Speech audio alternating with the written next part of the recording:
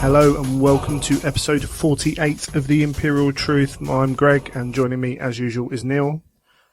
Hello, Greg. Hello, Neil. It's good to be back. Apologies for last episode. I was missing my computer for a week pretty much. Thankfully, someone at work fixed it, and a few other issues as well, which came up around that. But have the computer back and can record. And we did put the work in as well. We did. That was the worst bit.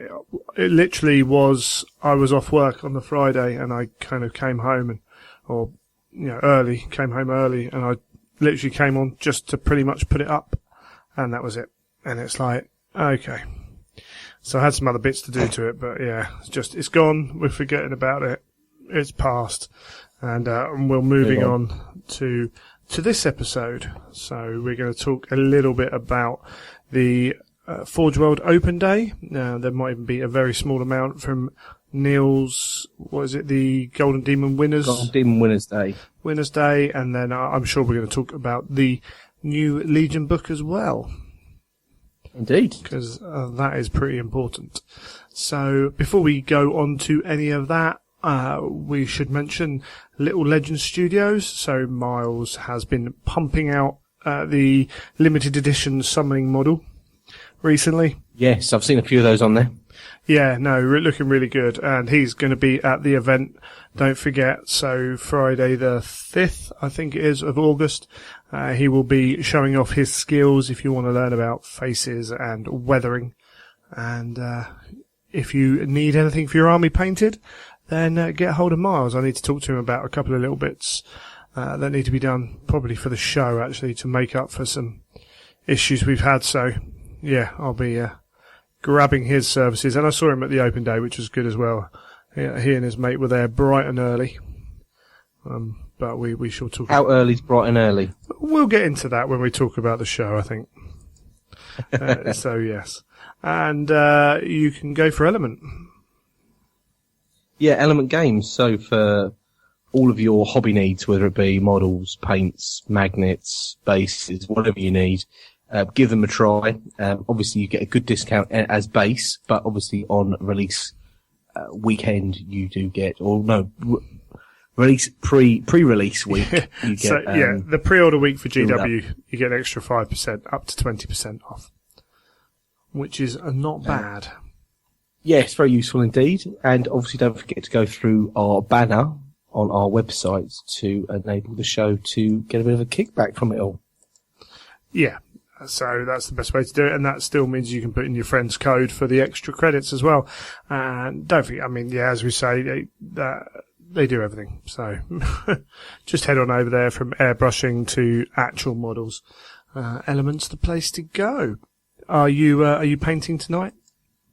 I'm doing a little bit, yeah. I ended up buying a Leviathan Dreadnought at the Winners' Day. All right. And of course I couldn't resist building it, so I spent the previous night washing it, cleaning it, clipping it all. And then I realised that if I'm not careful, I might forget all about Perturabo. So I'm trying to show him some love again tonight and get a little bit more done. Sure. Okay, so you're plugging away. Is this plugging away at it? Is this the leg that you ended up repainting? No, you see, I've done the legs and I've done the body and I've done a shoulder pad. I'm now on the backpack. Okay, cool. So it's coming on. Excellent stuff. I tried to get some painting done today, in taking the opportunity with the computer not here to rearrange some stuff and clean up some stuff. And the one time I sat down to paint, we had a fire call out. So and it was the nightmare. And one of the reasons why I was put off getting an airbrush was I'd literally sprayed 2 models and had my airbrush had I was only base coating, and I had half full of paint. And I'm like, I can't leave this in here. So, yeah. Yeah, that's the thing, isn't it? Once you start with an airbrush, you've got to sort of see it through, haven't you? Yeah, so I had to kind of tip that out, clean it, and then rush down the fire station. So that was always fun. But we've always got another day to catch up on that and crack on, which is always fun. So you were at the Winners' Day. Yes. We could probably talk about that now. And this is just a bunch of you painter types getting together and chatting and some food? Yeah, is it, it's quite nice because it's one of the. I mean, GW have done this for a long time for all the Golden Demon winners. So if you win a Golden Demon, no matter what event or what time of year, you'll get an invite to the Winners' Day, which is. It used to be around April time, but obviously with the new calendar scheme, I think they sort of plumped for it to be after the May sort of main Golden Demon. So everyone gets an invite, and you all turn up to Warhammer World. You get put into Exhibition Hall 5, where you've got some tables set up and lots of refreshments and drinks, and everyone gets their models out, what they're working on, has a good old chat, and then they arrange different events of little things through the day, which is obviously always quite handy. So the first thing you get is a tour around the Warhammer exhibition, the main show. And of course, then with that, they have a couple of the team escort you round, who are the team that sort of put the displays together. So that's always quite useful if you see a display and you want to ask them how they've done it and all this, that, and the other, that you can sort of pick their brains. That's always quite useful. And then you have a paid for lunch, which, you know, I'm all for a free lunch, so that's always good.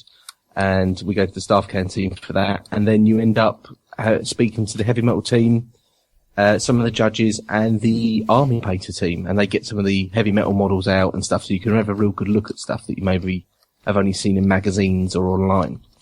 Cool. That's sounds really good. Yeah, it's just a really nice event because you're there with obviously a lot of kindred spirits, you know, a lot of other people that are fanatical about painting. So, you know, the standard is extremely high. You know, you're not discussing how to do dry brushing. You're sort of really sort of drilling into very, very difficult techniques and colours and palettes and all bits and pieces like that. But it's a great day for everyone because everyone has a good time chatting about stuff. But I did feel a bit worn out at the end of it. You know, right. You've been talking about painting for like 8 hours solid. Nice. Well, I mean, it's one of those things they say that if you want to get better, then you've got to surround yourself with people who are better than you, or at least. Indeed, and that's one good thing about it. There are the people there. You know, no one could say, "Oh, well, you know, I've won a Golden Demon. I'm as good as it gets," because you go there and you realise how the level that people are at is quite astounding. Yeah, you know, so you're looking for people who either, I say, are better at you than the thing you want to do, or that do things slightly differently than the way you do it. And these are all guys who've won awards, so you all know that it's not like me telling someone how to paint. Yeah, no, definitely. And there's lots of different styles as well. You know, you see people that have done things completely different to you, or, you know, have gone down a completely different road. And it's great to look at their stuff and ask them, "Oh, why did you do this? And how did you do that?" So it's always good to sort of verse yourself in other techniques and other styles. Yeah, I must have I forgot you were up there until I got a message from little Rudgy. I was like, "Oh, Neil's up here." I was like, "Oh, it must be the Winners' Day." So yeah, Rudgy did look a little bit confused when he saw me in main reception. Excellent. He was a little bit confused and me popping up and shouting out his name. So yeah, I saw him, and it was always good to see him. So does this mean your work's on show?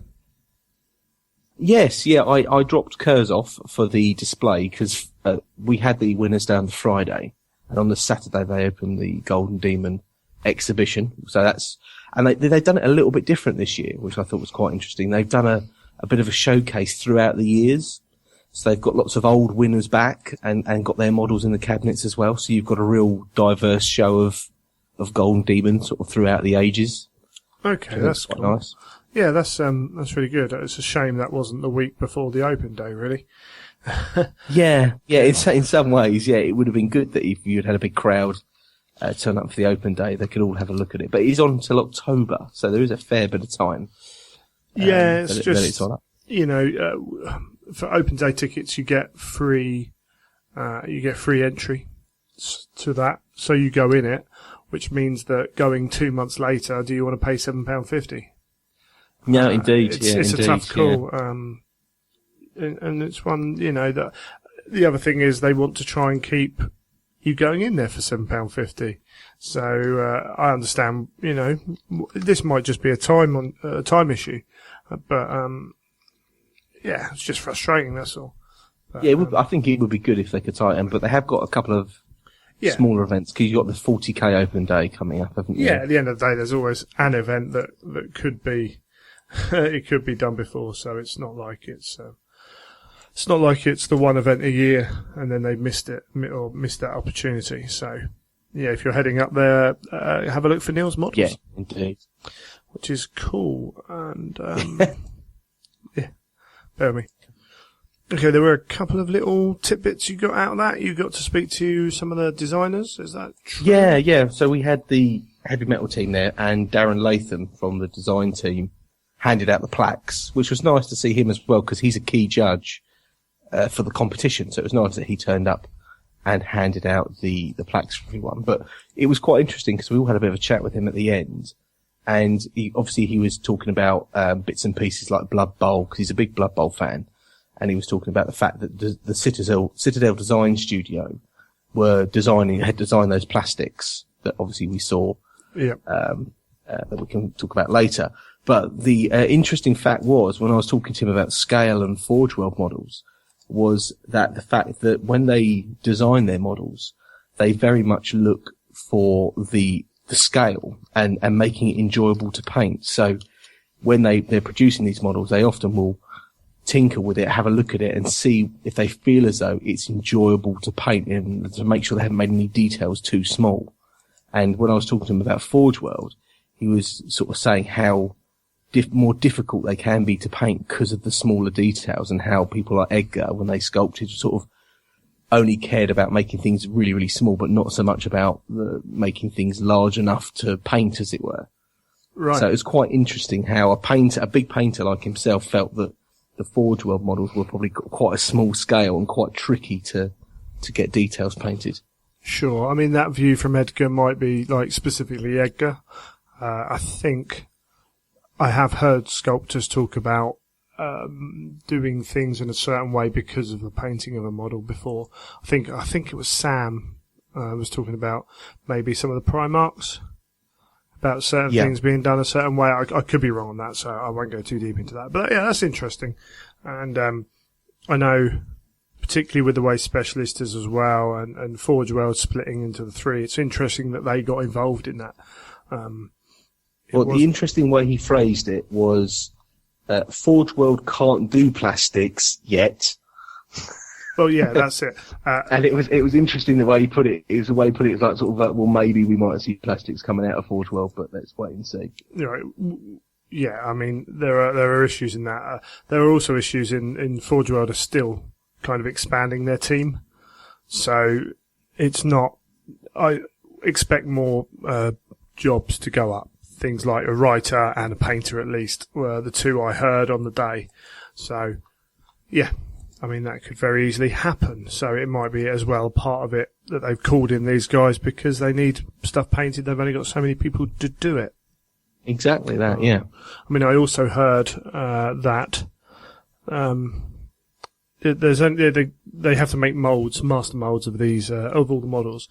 And I did hear that two of the mold makers actually were involved in a car accident and fatally wounded. So 2 out of 4 guys who were on the molds, which is tragic, and puts everything into perspective, really, that, you know, people kind of wondering what's going on, slow release. Well, you know, 2 people lost their lives.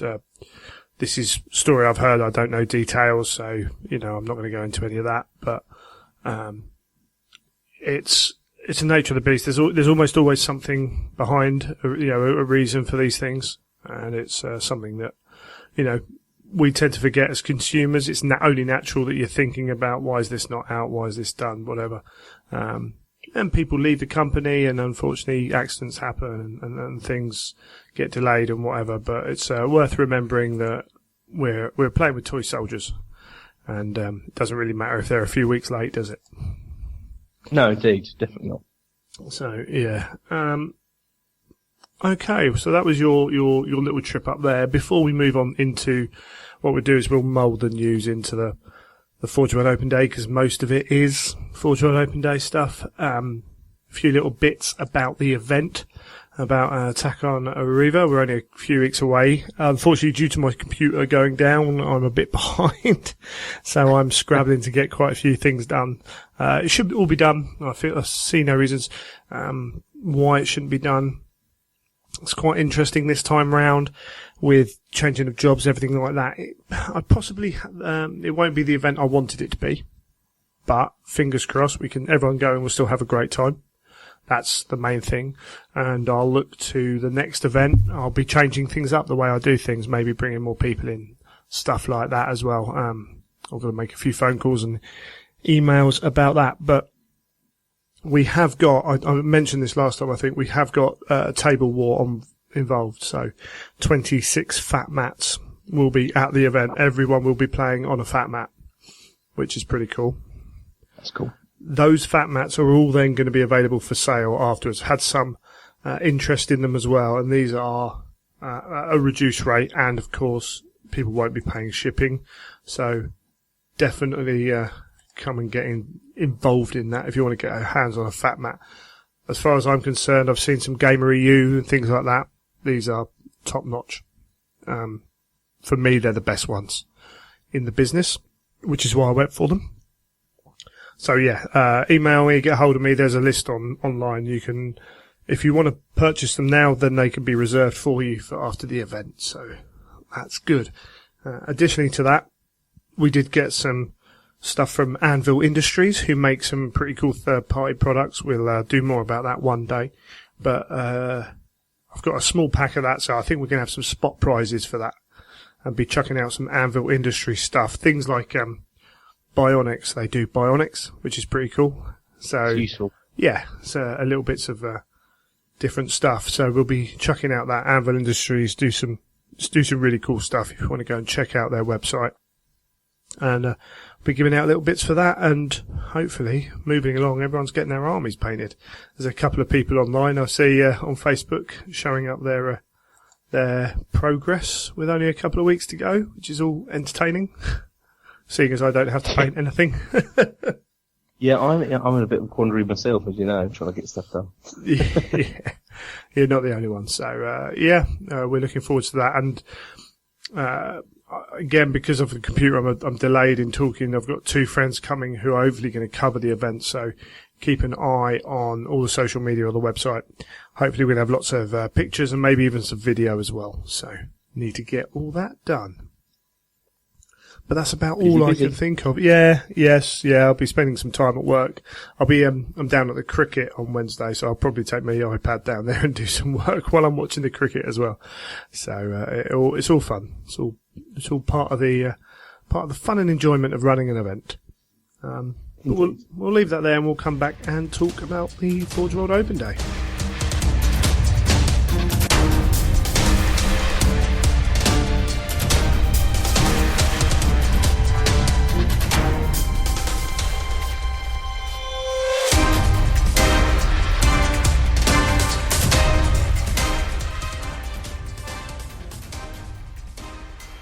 Okay, Forge World Open Day. So this is the regular format. I won't go into it too much. It's a one-day thing. There's no seminars on an open day, which everyone forgot by the sounds of it. Oh, really? I must admit, I thought there would have been seminars. Yeah, they don't do them for open days, for Forge World Open Days. They do them for other events, apparently. And like the birthday thing wasn't an open day, so...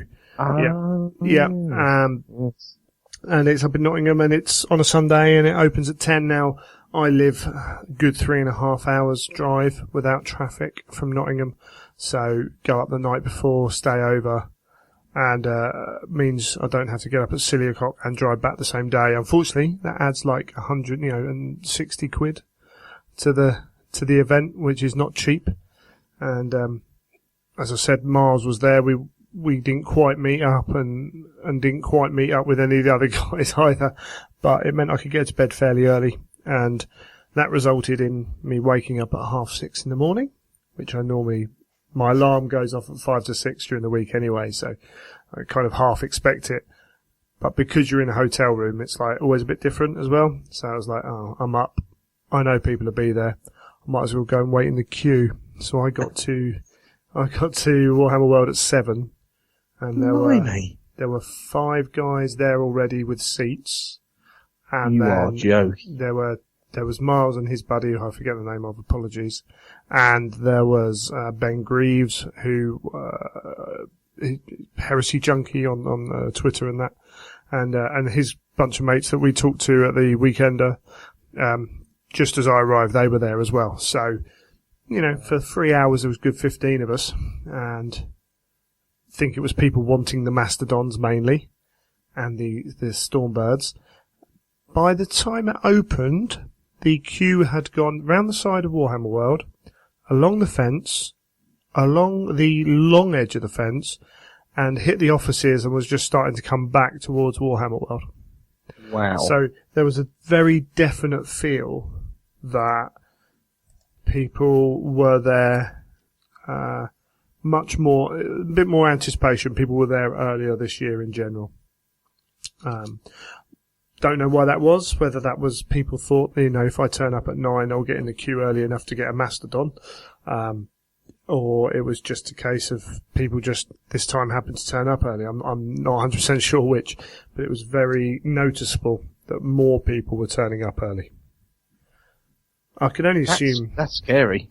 Yeah, I can only assume it's for the whatever's going to be on sale that day, pre-release or limited release. As it turned out, I would have thought so. But yeah, I mean, as it turned out, yes, they had Mastodons, yes, they had Stormbirds, but beyond that, there wasn't a huge amount that was on pre-release. And the limiteds you can order anyway if you miss them. So, yeah, I don't know. It is, just we'll see going forwards, I suppose, how that if it continues. In which case, I can see people getting there earlier and earlier. You're there the day before, and you get your chair out, and someone says, "Just what are you doing?" camp out." Yeah, it was a warm evening. You could have just camped out. I must admit, I had considered bringing a chair because I knew we were going to be waiting a while. But yeah, it was fine. It was actually quite good. I say there was enough people there. They were all good people. That we just had a big old chingwork for 3 hours, which was all right actually, and. Again, the events team were coming out with the lanyards and the ticket, looking for your tickets before the opening time, so half hour or so beforehand, were working their way down the line. So when it did open, we just walked straight in. So there's no hold up to the queue, which is really good. It's great to see them doing that. We had Rob Symes, who's with GW now, came down with his camera, taking photos, taking some video there.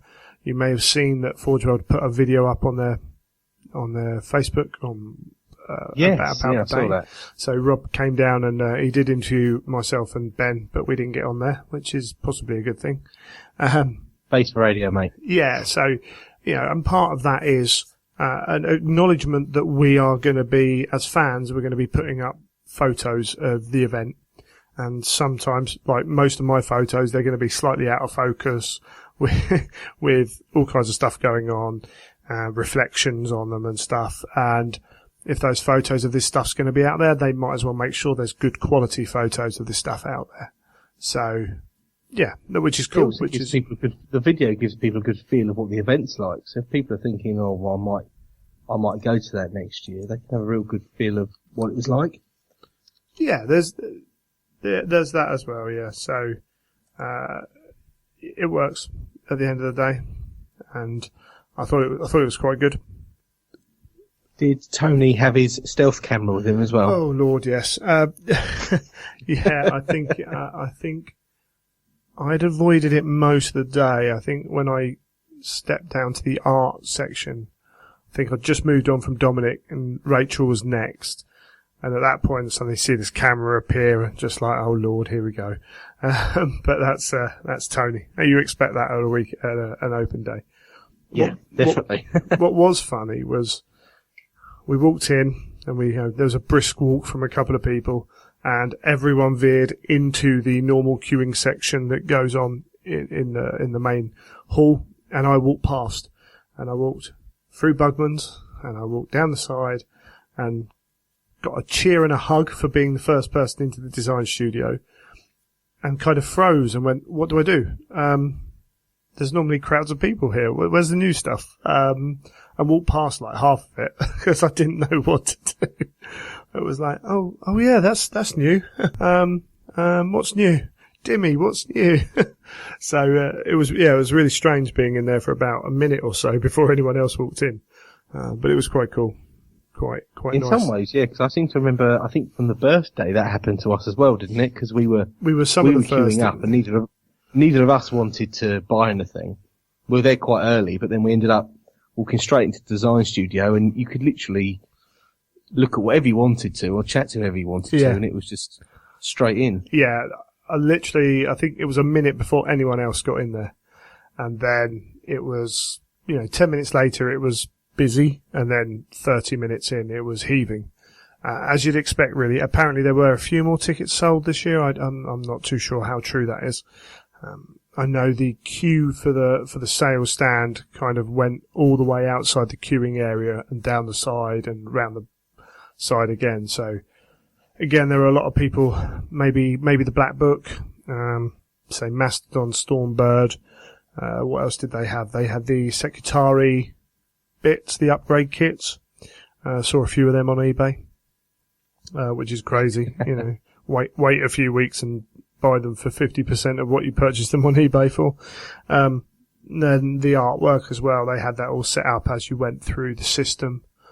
But there wasn't a huge amount of, say, pre-release stuff. How many Mastodons did they have? I'm going to try and remember now. 15 Mastodons, I think. That's quite a few. Yeah, something like that. And I can't remember how many Stormbirds. Someone did say, but yeah, enough for 300 quid piece of kit. I'm sure they probably could have sold. Exactly. Yeah, made their money on those, didn't they? Yeah, they could have sold more. Legion dice weren't there. They should have been there just because of an issue with the supplier, but that happens. It's only dice, really. The new ones, you mean? Yeah, the World Eaters ones and that one. So yeah, for huge queues, as I did most of my shopping the day before because we were up there. No one wanted anything that wasn't out yet, so I just went in and ordered it the day before, and then the couple of bits I forgot about, I got the next day. Nice and simple. Easy. The Forge World store itself was rammed most of Sunday as well. Just people picking up the normal stuff. So, or collecting orders. There's a lot of orders being collected as well. Because that makes sense. If you're going to go there, pre-order it, get it in, and you can do it. But as usual, my guys didn't tell me really till the day. So, hey ho, that's life, isn't it? But it is. Yeah. So, that was all pretty standard. I say not a huge amount for sale. It's interesting what you say about the Forge World store, because on the Friday, so that's the Friday, because 5 days after the open day, I went into the Forge World store to go and buy some bits and pieces, because I was obviously there, and the guy had like loads of crates with loads of stuff in them. Like the friend I was with just turned around and said, well, why have you got the stuff in crates? He went, still trying to restock from the open day. And we went, really? And he was like, yeah. He said, it just keeps coming in from from production. He said that we just got absolutely emptied. And he said then when they've been sending it in, he said, you've got people there, Monday to Friday saying, oh, have you got this? Have you got that? And you're just scrambling around trying to find stuff. He said, so we just don't get any time to actually put anything away. So he just had about 5 or 6 crates. He said, you should have seen it on Monday. He said there was just stacks of crates with just product to replace, all dotted through the shop. And I was just like, wow, that was a lot of stuff you must have sold. Yeah, it's, I went back. I forgot to get some paint. So very last thing before I left, I walked in there, a couple of pots of clear paint. Oh, haven't got any. Oh, there's a box there that's open. That's full of paints. There's none in there either. Okay. And there were a number of empty parts of that shelf. So yeah, it was happening on the day. I had a crate out, On a side note, I did hear that the day the pound dropped after the Brexit vote, and the dollar to pound ratio, I think it's mainly probably the dollar, but maybe the euro as well. The Forge World online store took more money than the Games Workshop online store. Yeah. So, yeah. So suddenly people were like, wow, that stuff's just got so much cheaper. And let's take advantage of it. So, yeah, they've been busy the last few weeks. I think it's fair to say. But fair play to those guys. They know where everything is, because frankly, I couldn't be bothered to stand there and look through all the same packaging on the wall. Yeah, that's hard, isn't it? It is. There's a handful of pictures, and then most of it's not. So I just walked up and went, right, I want some Space Wolf upgrade spruce, please. Can you go and find them for me? Which is cool. But yeah, so that was the sales area. Design studio, as usual, we've got all the same guys in there. So we had the only difference is this year again we've got the Blood Bowl, specialist games. You got the Lord of the Rings guys, and then all the other guys separated around. Holly in her corner. The air conditioning was broken, so it was warm. That's in the canteen area, wasn't it? Yes. It was still broken on the Friday that I was there, and it was roasting in that room. Now put a few hundred gamers in it, because it overloads that area, because that area is only designed to hold so many, really, but you put the extra guys in there, so halfway through the day, it was roasting, and the guys having, the modelers and the designers have to put up with that to an extent, so they're stuck in there for most of the day, but fair play, they put up with it, Dimitri didn't mind, he's from Greece, but the taste of home, eh? Yeah, that's it. But the rest of them struggled on. So yeah, let's do a little bit of that. So specialist games, we had Blood Bowl on show. Plastic. It's not Heresy, but hey, yeah, the first 4 teams are going to be plastic. Beyond that, who knows? Because they're going to be sold in the starter sets. Probably go to resin after that. We had a couple of views of the Skaven and Dwarfs. I was tweeting those pictures. They were going as mad. Those tweets were going as mad as all the Forge World stuff. So I think there's a huge section of the Blood Bowl population that don't really follow GW anymore. So they don't know about these events. Yeah, I agree with that, yeah. Yeah, so they don't know about these events so much. So when these events appear, they were like, oh wow, something's going on, and being first in there, I was getting up a lot of photos fairly quickly, so I was getting a lot of interest on those, which is really cool. That's the box set's pretty much done. It's a thing for plastic it's quite interesting really, because they're doing the box sets, because it's going to go on shelves in GW, because they know it's going to sell.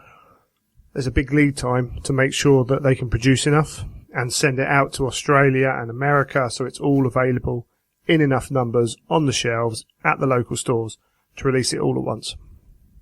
Oh, cool. So we're looking at December, before Christmas release date for that, which is 5 months away? December's just got more expensive. Exactly, yeah. But yeah, it's pretty much there. They had the box. I didn't realise actually for quite a while the box had all the stuff in it. So we had the rule book all laid out, looking interesting, Mr. Rudge, and we had the sprues in there, and yeah, all the little bits and pieces. So yeah, it's looking really good, and we've seen the photos. It's cool. Blood Bowl's cool. Alongside that, there was a little bit of chat about Adeptus Titanicus. So we're looking at a Horus Heresy Weekender release date for that. Wow. Which makes sense, really. Because it's completely theme for that. So if they have them there, then it's going to sell like wildfire. We're going to have in that, part of the reason for upscaling it to 8mm rather than 6mm was they can differentiate all the sizes of Knights and Titans. So cool. They can do that. And because of the new CAD design systems they've got in place, the Warlord for Adeptus Titanicus is the CAD design shrunk. Huh. So in theory, if it's a no scale picture, you shouldn't be able to tell the difference. Really. But you would. But, it's going to be the same model, which is pretty awesome. Cool. What we might then see as well, we probably will see, is all those other Titan chassis that have been talked about, the classes. So things like the Nemesis, which no one really knows how big it is, what it is, because it's just been a name that's been thrown around. So we're going to get a bit of that. And the start set for that's going to be plastic as well. There's various little bits talked about. It's hard not to sometimes get carried away. I think some people, and I've done it before, you think you hear something one way and it's not quite that way. But we're looking at various ways of playing it, including campaign system where your pilots can get better. You can upgrade your Titans, and as your Titan progresses, gets older, takes more damage, the machine spirit comes to the fore more. So you might have a Titan that really wants to get up close and personal with the enemy. So it's easier to move forwards than it is to stay back or something like that. James, the guy designing it, was saying that he wants it to be about kind of resource management in terms of you're feeding your engine. Do you want to overcook your engine to try and do something? Your warlords aren't going to be able to, they're not very nimble. So your warhounds can get around the back of it and potentially cause some damage. But, if your warhounds get caught in the open in front of a warlord, they're going to flip and bite it. So yeah, he wants it to feel like they work in the books, effectively.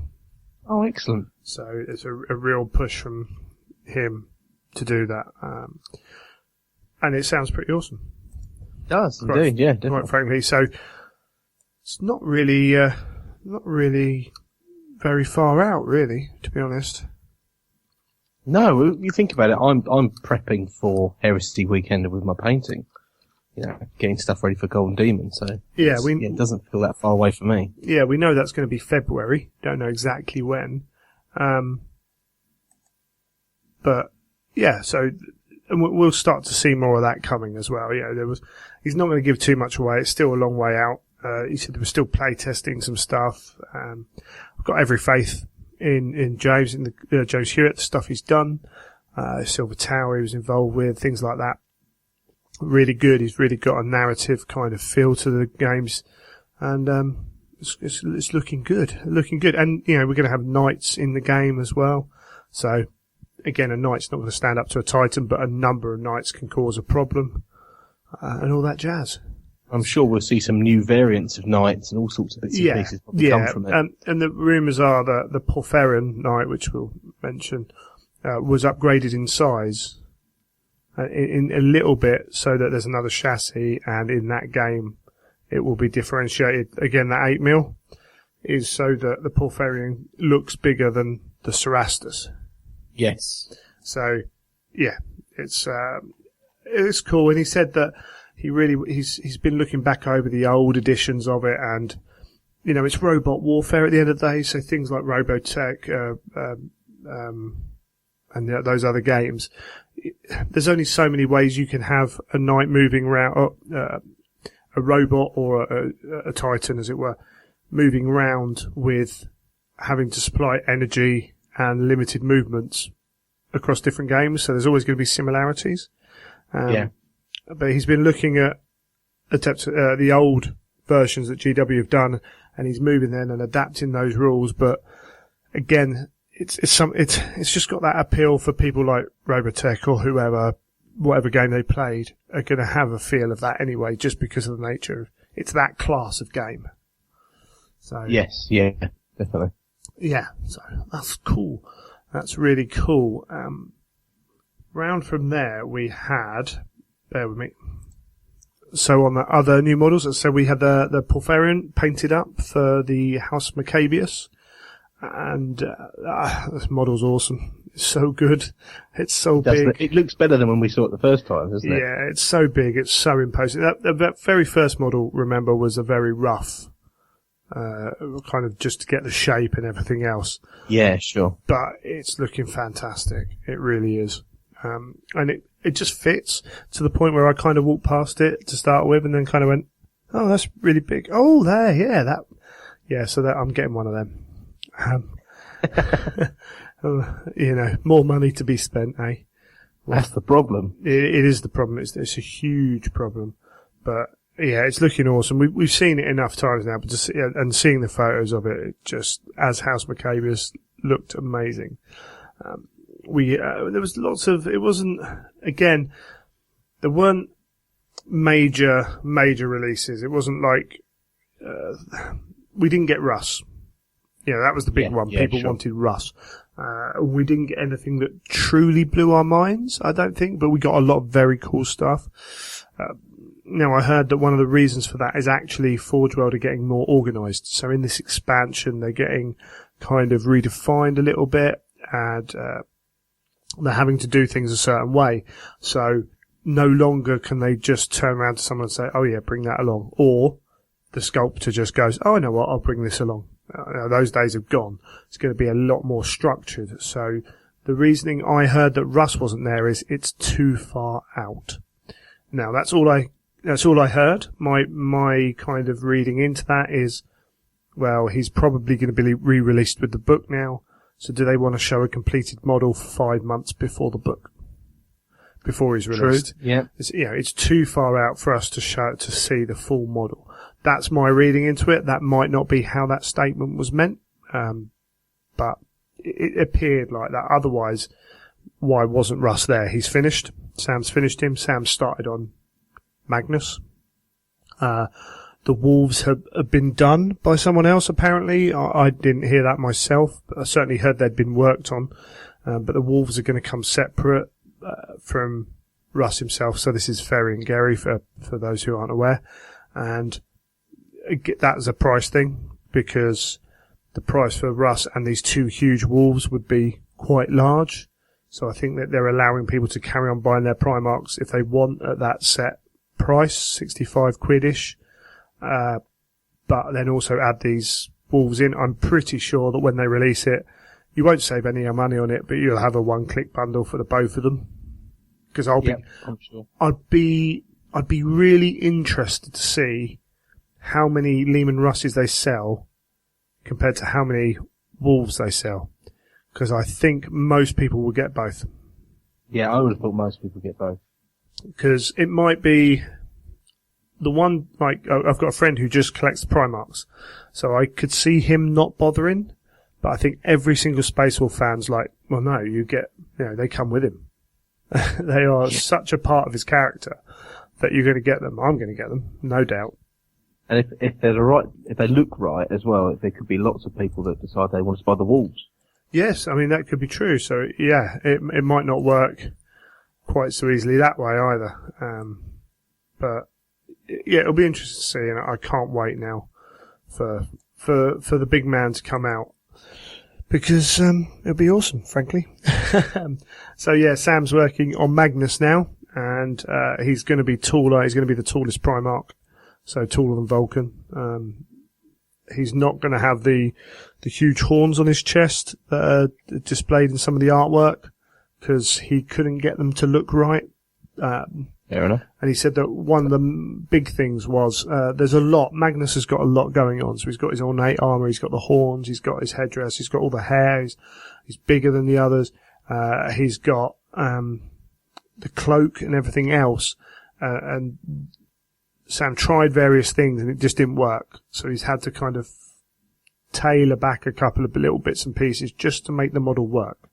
Because again, you've got this issue where, like with any art form, you can't always do it right. Sometimes you've got to trick the eye. Yes, and he had to take some away to make the model work. But yeah, in design stage, because this is being worked on at the moment as well. So there's lots of stuff can change, stuff can be, you never know till it's done. Quite frankly. And were they quite open about saying that Magnus was being worked on? So I know in previous years Sam was, yes. To get information out of them. Yeah, it can be. Sam said, no, Magnus is being worked on. He's got some ideas. So he's working on the body. Hasn't started the head yet, though. Again, some discussion about how you're doing the eye. Yeah, very tricky bit that. Yeah, he's not going to be the classic Cyclopean single eye. It's going to be one eye and then one whatever. whether it's a scar, whether it's an empty eye socket, whether it's a kind of dead orb in there, who knows? We haven't been told that information yet. But I trust them to make the right decision anyway on that, frankly, because they're the experts, you know. Don't ask me how to design a model, within reason. He did mention that there was like a desire to maybe make the base more integral to part of the model. So maybe some psychic effect. But again, that was a desire. So that might not be possible. Forge World might not want to do it. Or it might just not work, you know, who knows. But yeah, he was pretty open to say he was working on it. He is still the only one doing Primarchs.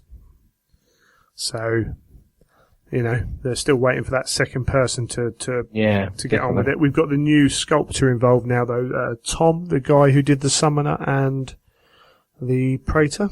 Tom Hughes, is it? Hughes, something like that. Yeah, so you never know. You know, names have been mentioned before about who's going to take over some of that responsibility, and that hasn't come to pass, so who knows. Hopefully he does get some support, but it's got to be the right person, because the Primarchs are such key models. Yeah, definitely. So you can't get the wrong person on it, but hopefully one of the guys that's coming up will just slot straight into that and help, you know, I'm sure Sam would love to do all of them himself, but it takes time. It takes a lot of time to do these models and get them right, and gamers are impatient. You know, we still haven't got Dawn or Alpharius, and people want them. Understandably. Yeah, and it must be quite frustrating when you hear about the next ones are being worked on that aren't yet, or in a book that hasn't been released yet. Yeah, get over it. But at least they've got other models. No, you know, yeah. At the end of the day, whoever's last, whoever's waiting, will be frustrated with that. So, yeah, that's how it is. And we just kind of have to muddle on and wait for what they do, as we said before. But yeah, so that's Primarch talk. What else did they have there? So we had the las cannons for the Deredeo. Yes, and the shield generator. And the purveyors, yes. So those las cannons, it's quite a mixed reaction actually. It's quite weird when you're at the event, you get a very different feel than people do obviously on the internet. So it was only when I got back and some people were really kind of not impressed with those las cannons, which I thought were pretty cool personally. But I like them. Yeah, I thought they're really. I mean, I've not been a big fan of the Deredeo body anyway, but those are probably my favourite weapons so far. Yeah, see, I don't mind it, and yeah, it's good. Everyone's got different opinions. The pavés look quite good. None of these are quite finalised yet. I think he's happy with them. Forge World then might say to him, okay, yeah, do a little bit more. He did say something about the difficulties in selling something that wasn't a gun in terms of the purveyors. Yes. Yeah. So, which is quite interesting. It's, you hear it a lot with Black Library of, selling a book that doesn't have fighting in it. And it's actually, a lot of people with the Beast Arises are writing into Black Library say, this is a really good series, really love it. I'm really loving the political bits. And when you look at some of the books in the past that have been maybe Eisenhorn, where there's not as much fighting, people really enjoy the kind of difficulties he gets into. Yes, they want to sell models. That's what they're doing with Forge World. They want to sell the battle, things that happen in battle. But I do think there's strong enough support for anything that's, anything that people want to see. It doesn't necessarily have to be big guns killing stuff. If it's something that can grab the attention like that, then it will still sell. And it does have a rule basis as well, so someone might think that's what they need in their army to suit their list. Yeah, I could see it. I could see it making it, to be fair. But it was a good point, at the end of the day. It's easy to forget as well. The designers design stuff, they make stuff. It's the businessmen who work out the costings, who say, yes, no, we'll release this here, release that there, you know. That's not a designer's job. They sometimes get told, stop what you're working on this, that kind of thing. So, but it was interesting to get that from their viewpoint. Trying to remember what else was new now. It's all been a bit blur. We had the Moritats were on show. Oh yes, yeah. And they were pretty awesome. Didn't get a They good were look lovely. at them. I like the look of those. Yeah, I do as well.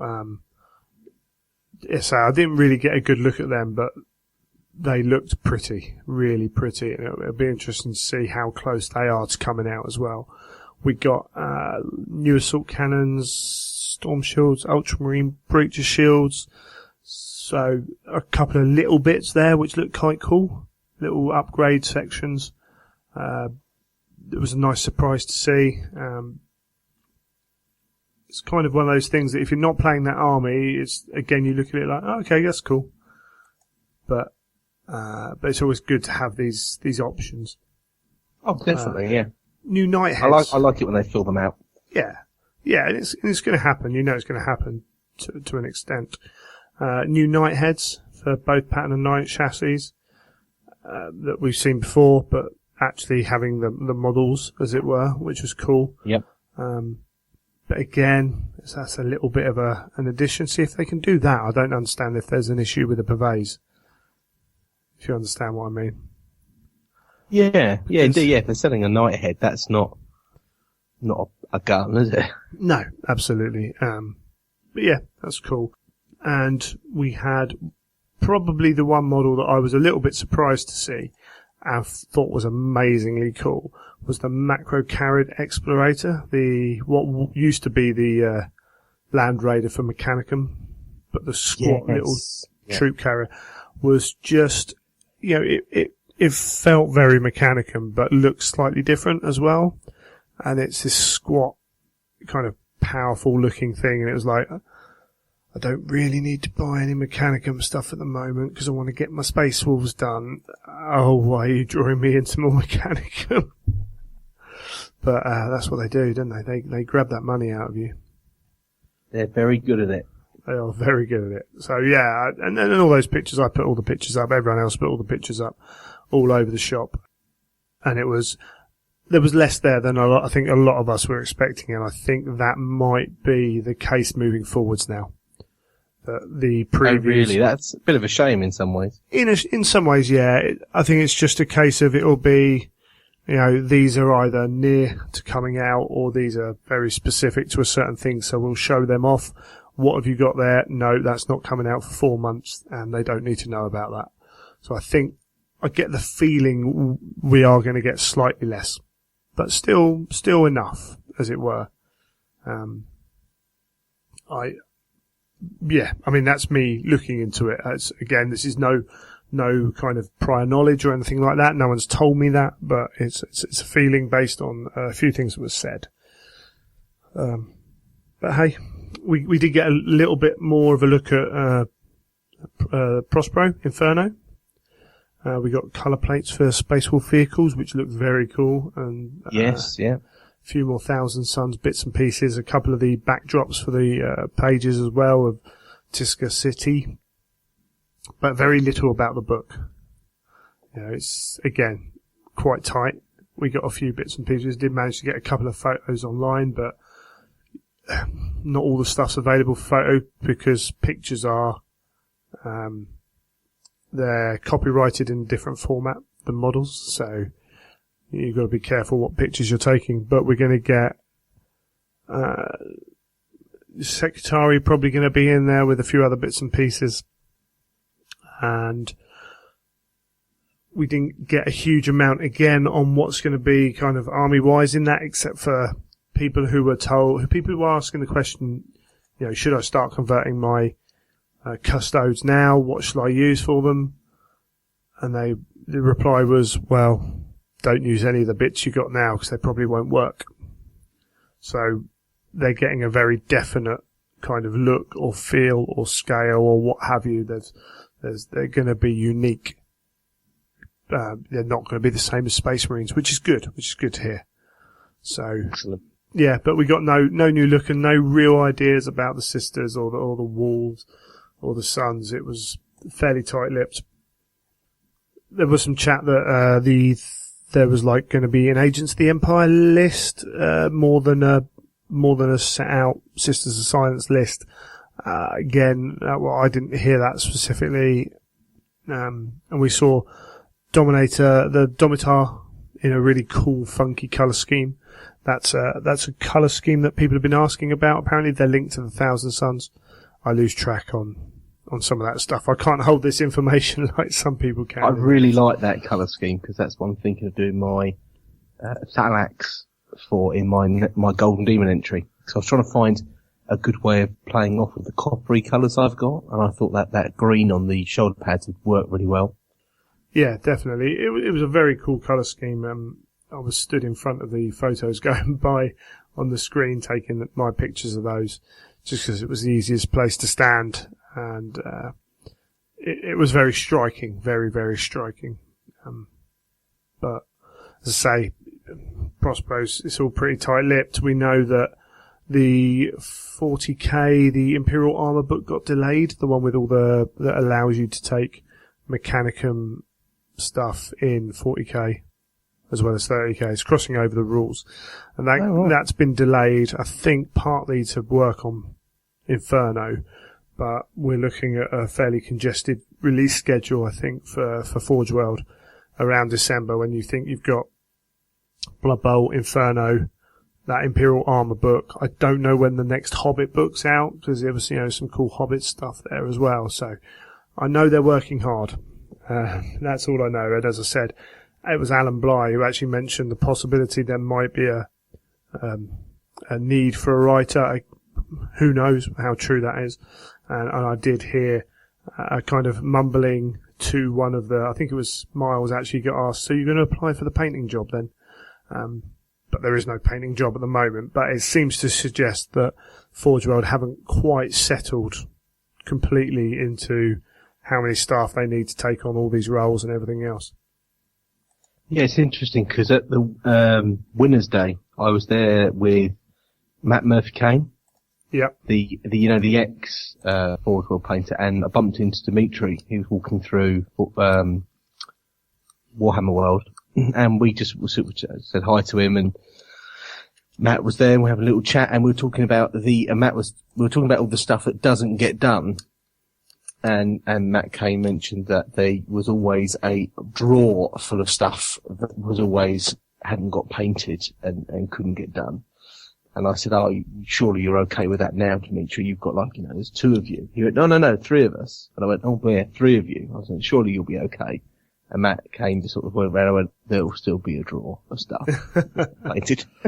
Yeah, and bear in mind as well, we're talking about something in which the designers, the model makers, as it were, the model designers, they were asking about Primarch helmets. And it's like, well, time.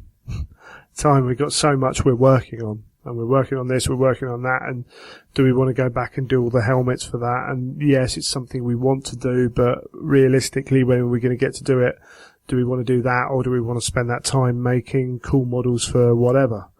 So there's obviously a backload from that, which then is getting. So imagine what, the amount of staff you would need to get everything going. But then you'd be putting out stuff so quickly that you kind of get ahead of yourself, and the other issues with that. And, Forge World are a business, they're going to make money, so they're not going to employ extra staff who don't really do huge amounts for them, beneficially, so. Also, there'd be a limit to how much stuff they could sell, as in most collectors would say, oh yeah, I want that. But if you flooded them in 1 month with 10 things that they wanted to buy, they're not going to buy all 10. They're going to have to suddenly go, well, I'll buy that this month.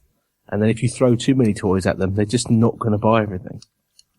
Yeah, that's it. Everyone's got a certain amount of income that's available to spend on these things, and it's hard to make them part with more than that too often. It can be done easily with gamers. You put something shiny in front of them, but you can't do it too often, as I say.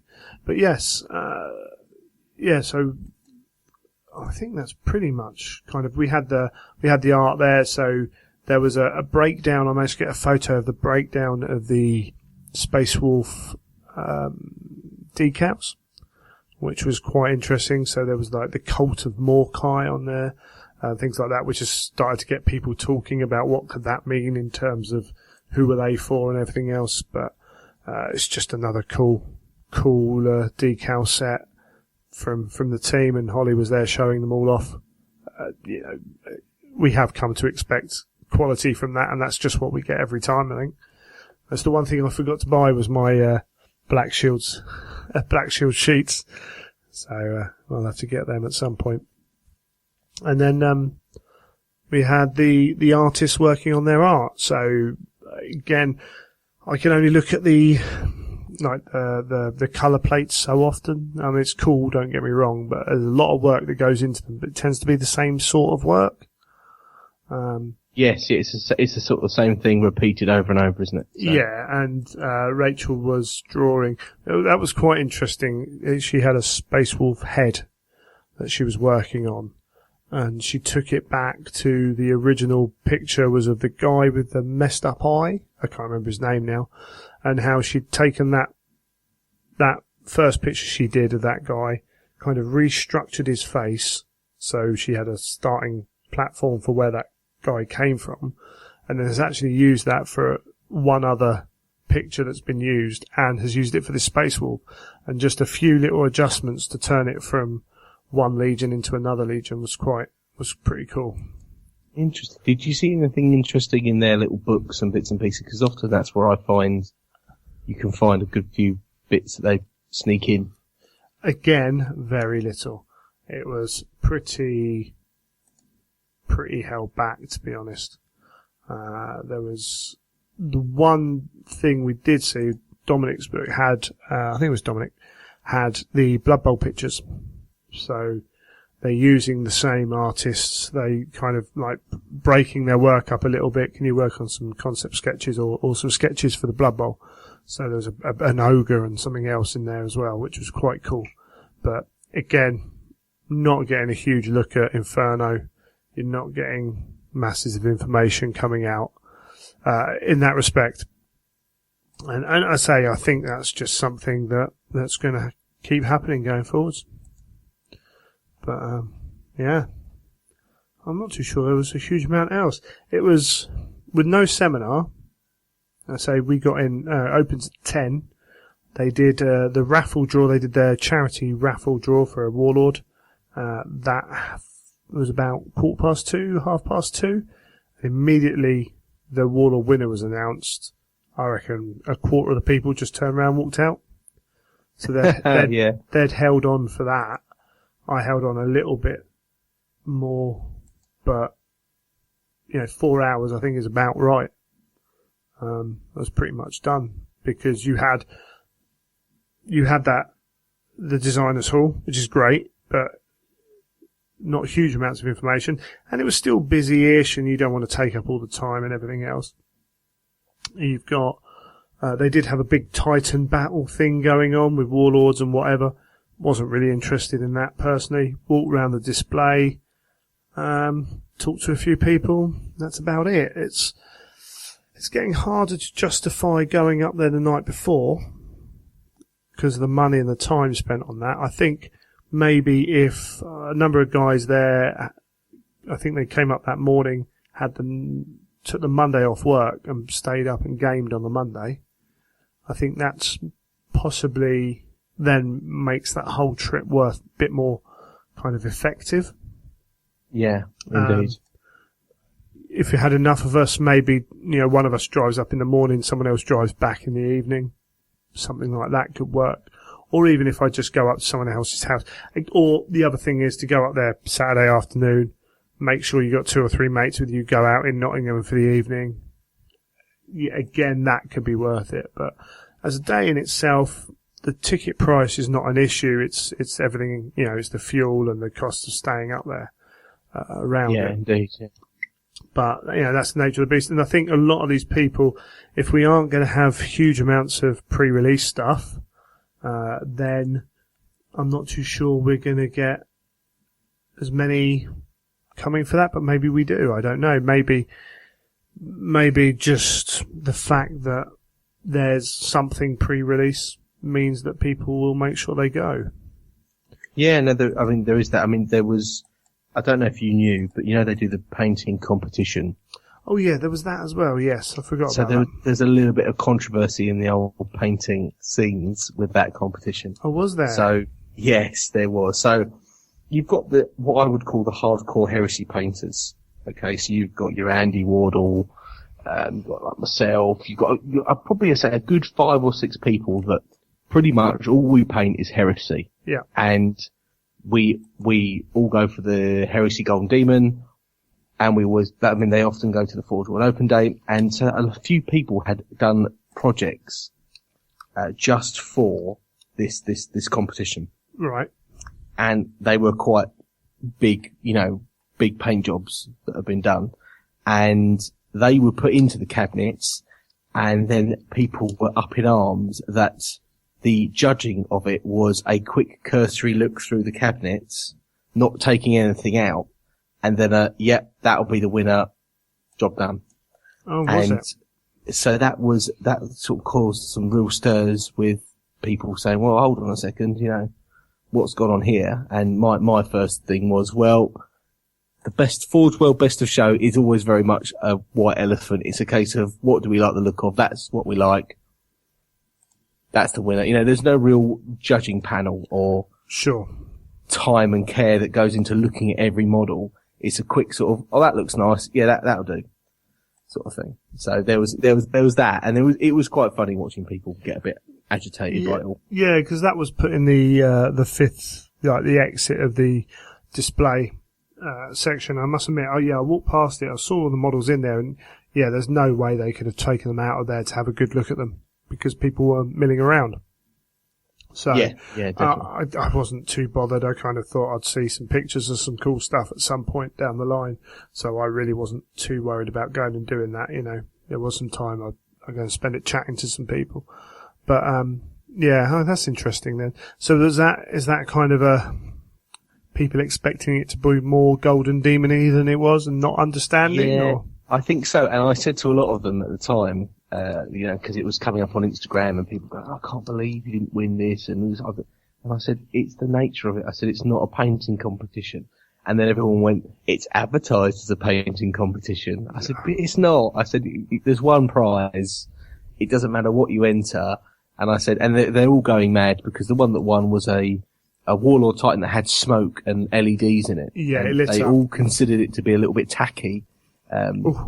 Versus their own work. So it was quite funny watching them all sort of have a bit of a paddy about it. But, I've always considered the Forge World Best of Show to be a little bit, unpredictable.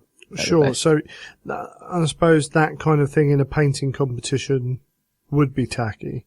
But this isn't. This is, it's almost like coolest model. Yes, yeah, coolest model wins, I suppose. So rather than a painting competition, it's about making your model stand out and look good. Who knows? I don't know, it's all that painting lark, isn't it? I know you're not really interested. I am interested, but I must admit, because it wasn't a Golden Demon, I did kind of just think, whatever. It wasn't really for me. There was cool stuff again.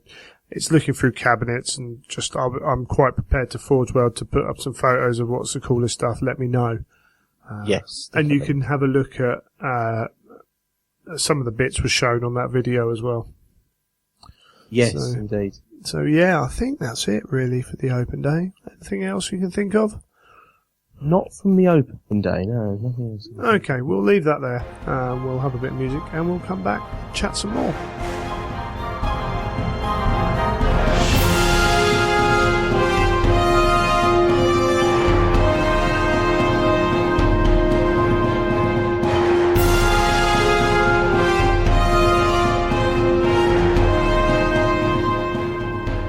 Okay, so as promised, we did say we'd talk about the changes to the Legion book. So we'll have a rundown of these. It won't be as comprehensive as you can find other places, but it's probably been done to death a little bit. So I don't want to go through every single change. unit by unit, because I frankly... Some of them are slight points changes, you think? Yeah, the points ones I don't mind so much, because that's quite quickly. When there's subtle changes to rules and things, I'd probably get bored reading it. So the one thing I did notice that, and we spoke about this before, when obviously I ordered the book as soon as it came up on the website, and I arrived, I think, on a day or so after that most other people I've seen had got their copy. And I instantly opened it and realised, do you know what? I think I just want to get the digital versions of these in the future.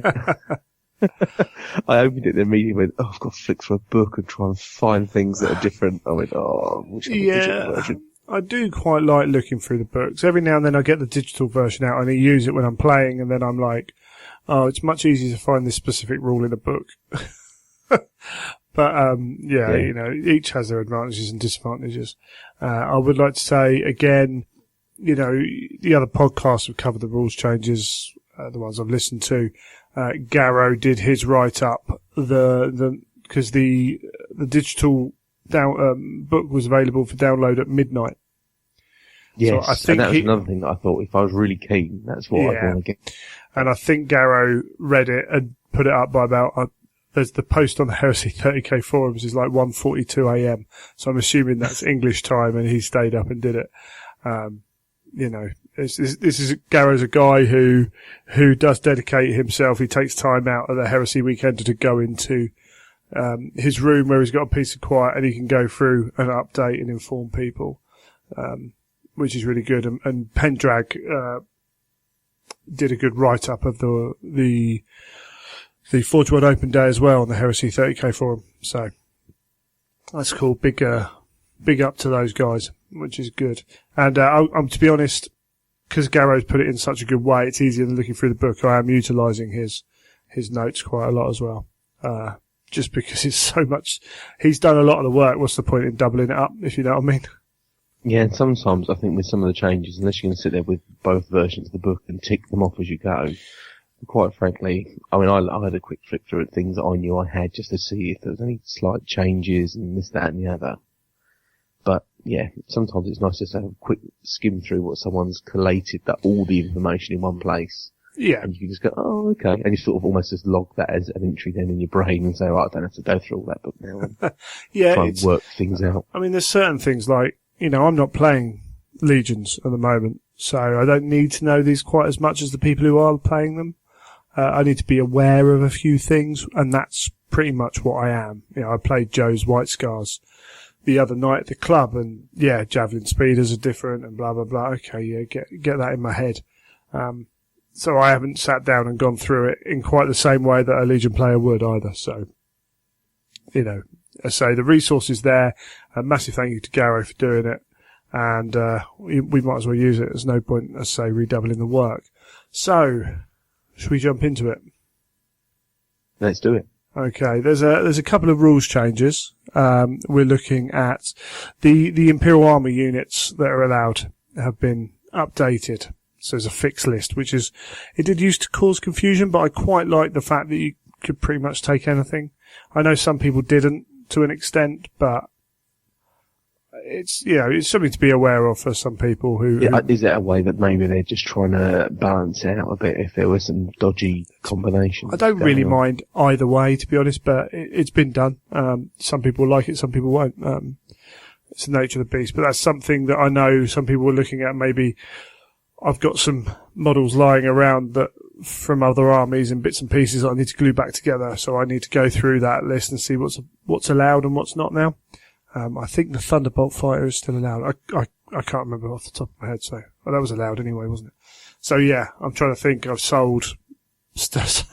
The pile of toys is I've sold stuff and I've kept stuff, and I've got to remember what I've got really. But it's cool. And we've got loads of multi-melters. So Pintle mounted options now have multi-melters at the same price as Havoc launchers. So you can have loads of melter. It is, and I don't think it's necessarily a major issue because there is still a lot of armoured ceramite out there. But I take it's pintle mounted that you can put it on virtually any tank now. So anything with a pintle mount, yeah.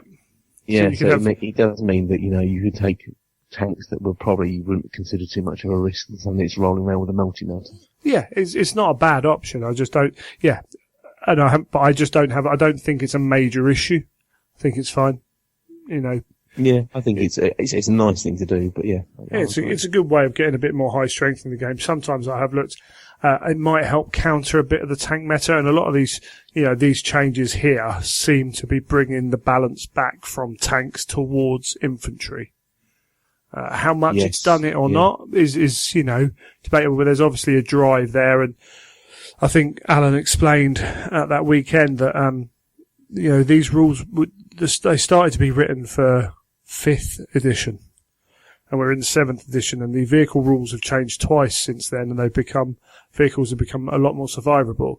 So they weren't thinking. I think that's a very good, valid point. Actually, you see lots of people just rolling up with pure tanks now, don't you? Yeah, and so particularly the Spartan with a flare shield has now got more survivable because of the rules as well.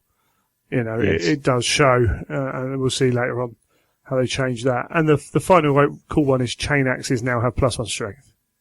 So there's a reason for having a really good reason for having chain axes, apart from they're cool.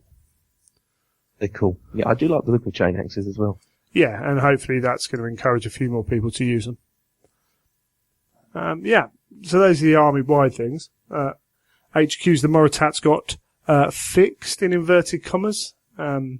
So you're limited to 12 hits in total between both your pistols. So that's pretty simple. Done. Is that different to how they changed it before with the overheat rules, or have they still got those? Well, the overheat rules didn't put a cap on the amount of hits you could do. Yeah, I didn't think there was on the original one. They do include, they include the overheat rules also limited to 12 shots. So yes, they've been brought right back into line. So I never got to use a Moritat, not properly. But again, I think killed a couple. Yeah, I think everyone can kind of see that that's a good thing. Yeah, and it also, sometimes, I know we're not playing in the real world, but the physics of it, so he just shoots unlimited until he misses. Yeah, it seems a bit strange, doesn't it? So, that's cool. And it's more the fact, he shoots, it doesn't matter how much ammo he's got, he just reloads in that same movement. Yes. Keeps going, those kind of things, but that's cool. And I think everyone is expecting that. I think they fixed the flamer issue as well, just saying it doesn't work quite that way. So yeah, all those little things that are obvious.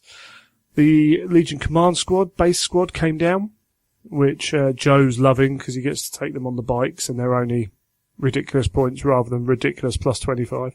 And I think I never knew anyone that took those. No, no one did they? Well, I never saw any. I'm sure some people did. Chaplains now cause fear, which is quite cool. And the ubiquitous Primus Medicae went up 10 points. So again, it's, everyone took a Primus Medicae, and if everyone takes one, then a 10-point increase sounds fair. Simple as that. Yeah. It's one of those things where actually their rules might suggest a price, but when you get into the game, it's like, actually, yeah, that's still worth it. And at 10 points, to be honest, people are still going to take them. Yeah. And in fact, even more with things like command squads coming down and some of the other units coming down. Yeah, they might even be taking even more. So. Yeah. But that's cool. That's cool. And then we saw some of those veterans came down in points, 25 points base and 3 points each, which is cool. And, extra. They've got a new skill list as well, haven't they? So stubborn, +1 weapon skill, +1 armor pair, and reroll to wound versus monstrous creatures, sniper, and outflank. And they can all take combi weapons as well. So there's a different roll again. Maybe they weren't taken as much. I always liked the look of them, but I never got round to actually using them. And I think a lot of people were similar, apart from the odd kill squad. But then you could do that in a different way. You could do that with the special, the specialist support squad and things. So yeah, I quite like the fact they were very flexible. But it was always thinking, well, how do I build that into my army? Is it like trying to go? They could really go down one road, and then of course you thought, well, I like everything to be quite flexible, and they could then end up being a little bit rigid. Yeah, but also then you've got, 5 to 10 men in power armor running around. It's not exactly hard to kill, is it? Yeah. So Yeah. it's one of those things. Those kind of units are always there's going to be people who swear by them and people who flipping say they can't be used at all. So that's good. And again, Tech Marines down 10 points. Servo, Automata getting extra choices. Elite's choices in 40k particularly have always been hard fought over. And in 30k, I think maybe even more so to an extent. So something like a little bonus to the Tech Marines is quite a good idea. Yeah, I think Elite's choices seem to fill up so quickly, don't they? Yeah, they always had done, even back to, I remember distinctly in 3rd edition, it was almost, I filled them up with my Space Wolves, then filled up the core, then saw what I had left. So, it's, it is easy. It's where a lot of the coolest stuff is. Particularly when we look at the Apothecarian's attachment. How many people use them and dot a few of them around their army. Yeah. Yeah, that's one done straight away. There's a Dreadnoughts. lot of players that use those and just you got some important assets on the board, then you stick one of them in. Yeah, we've got rapier squads, we got contemptors, there's so many choices. People love all these things and 4 shots. Yeah, it's good that you've only got 4 slots because there is a lot of good stuff. They are elites. Terminators, yes. Things like that as well, but it becomes quite hard to choose sometimes these other options. But the Apothecarian detachments got basically allowed to join almost any unit and can now have jump packs and Space Marine bikes and everything else. So they can't have jet bikes, but they can have regular bikes. So giving a bit of a boost to those units now, which again, we see the assault troops got a boost later on anyway, but having an apothecary in them might just allow you to get there, because even with a points reduction, if they don't get there, they still don't do anything.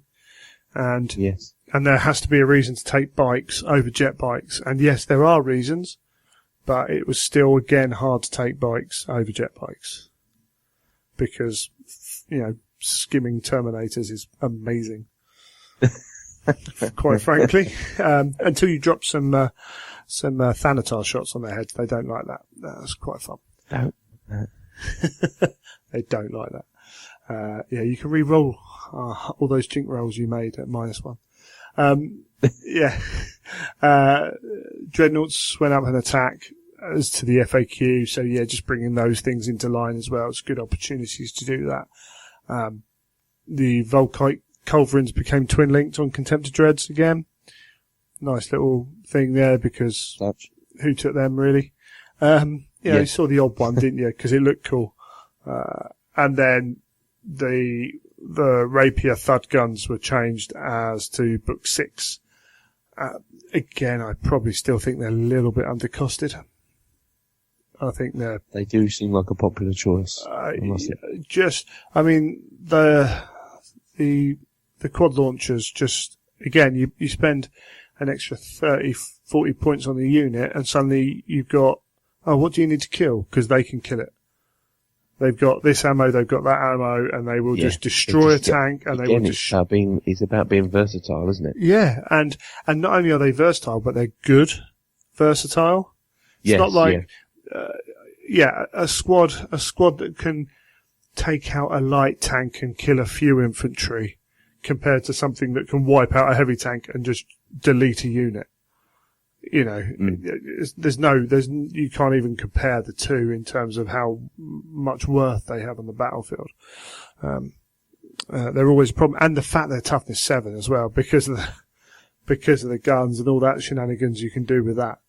They're survivable. Those things are fantastic. I must pick some up. Right. Well, everyone. I think everyone wants a version of them, whether it's the quad launchers or even the laser platforms. But the quad launchers are absolutely fantastic. We move into the troops. So, with your Night Lords, do you mainly you have to take the Terror Squads for your Right of War, don't you? I like taking the Terror Assaults, I take Terror Squads. Yeah, so this doesn't affect you. I was just thinking, because some of those armies, maybe like, I see lots of Alpha Legion go the Elites route as well, but there are people who do put out the Tacticals and people who certainly want to put out the Assaults. So, Tacticals have dropped 25 points base. Again, I think this is just an acknowledgement that the game rules have shifted the balance. And by doing that, they become, everyone I was like, how many units with scoring units can I get away with? Is it only 3? Yes, yeah, that was always, it's always the move, isn't it? And that's why Terminators with whatever the rule's called, it makes them scoring is so useful. But 25 points for tax. Yeah, the implacable. That's the one. Yeah, so them coming down 25 points is quite nice. And then the big one, the Legion Assault Squad's down 75 points base. It's a massive drop, isn't it? It is, and it needed to be massive as well, because there was that huge disparity between the job they do and the price you pay for them.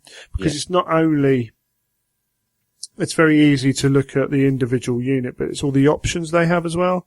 So, you can't put them in the same transports as other units. So you can't protect them. You can't, sometimes some units are increased in points per cost because they have options available to them. And although you're paying for those options as well, just the fact that you have those options and you are flexible, as you say, you can pay a premium for that as well, to a point. But it doesn't matter if you're shot before you get anywhere to be able to use them. Yeah. So they needed quite something. Squishy, weren't they?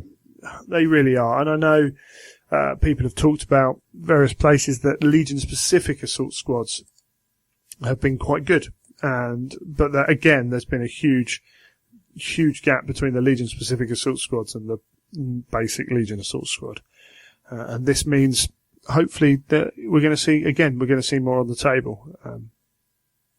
We're going to see a different style of army as well, which is always good to see. Opens up more ways of playing the game.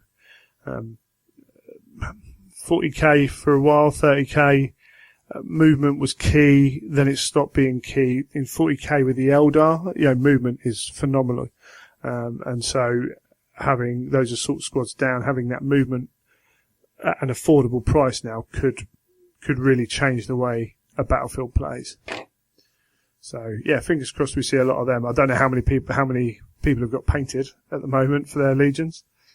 It might take a while just to bring in, apart from those legions which already use them.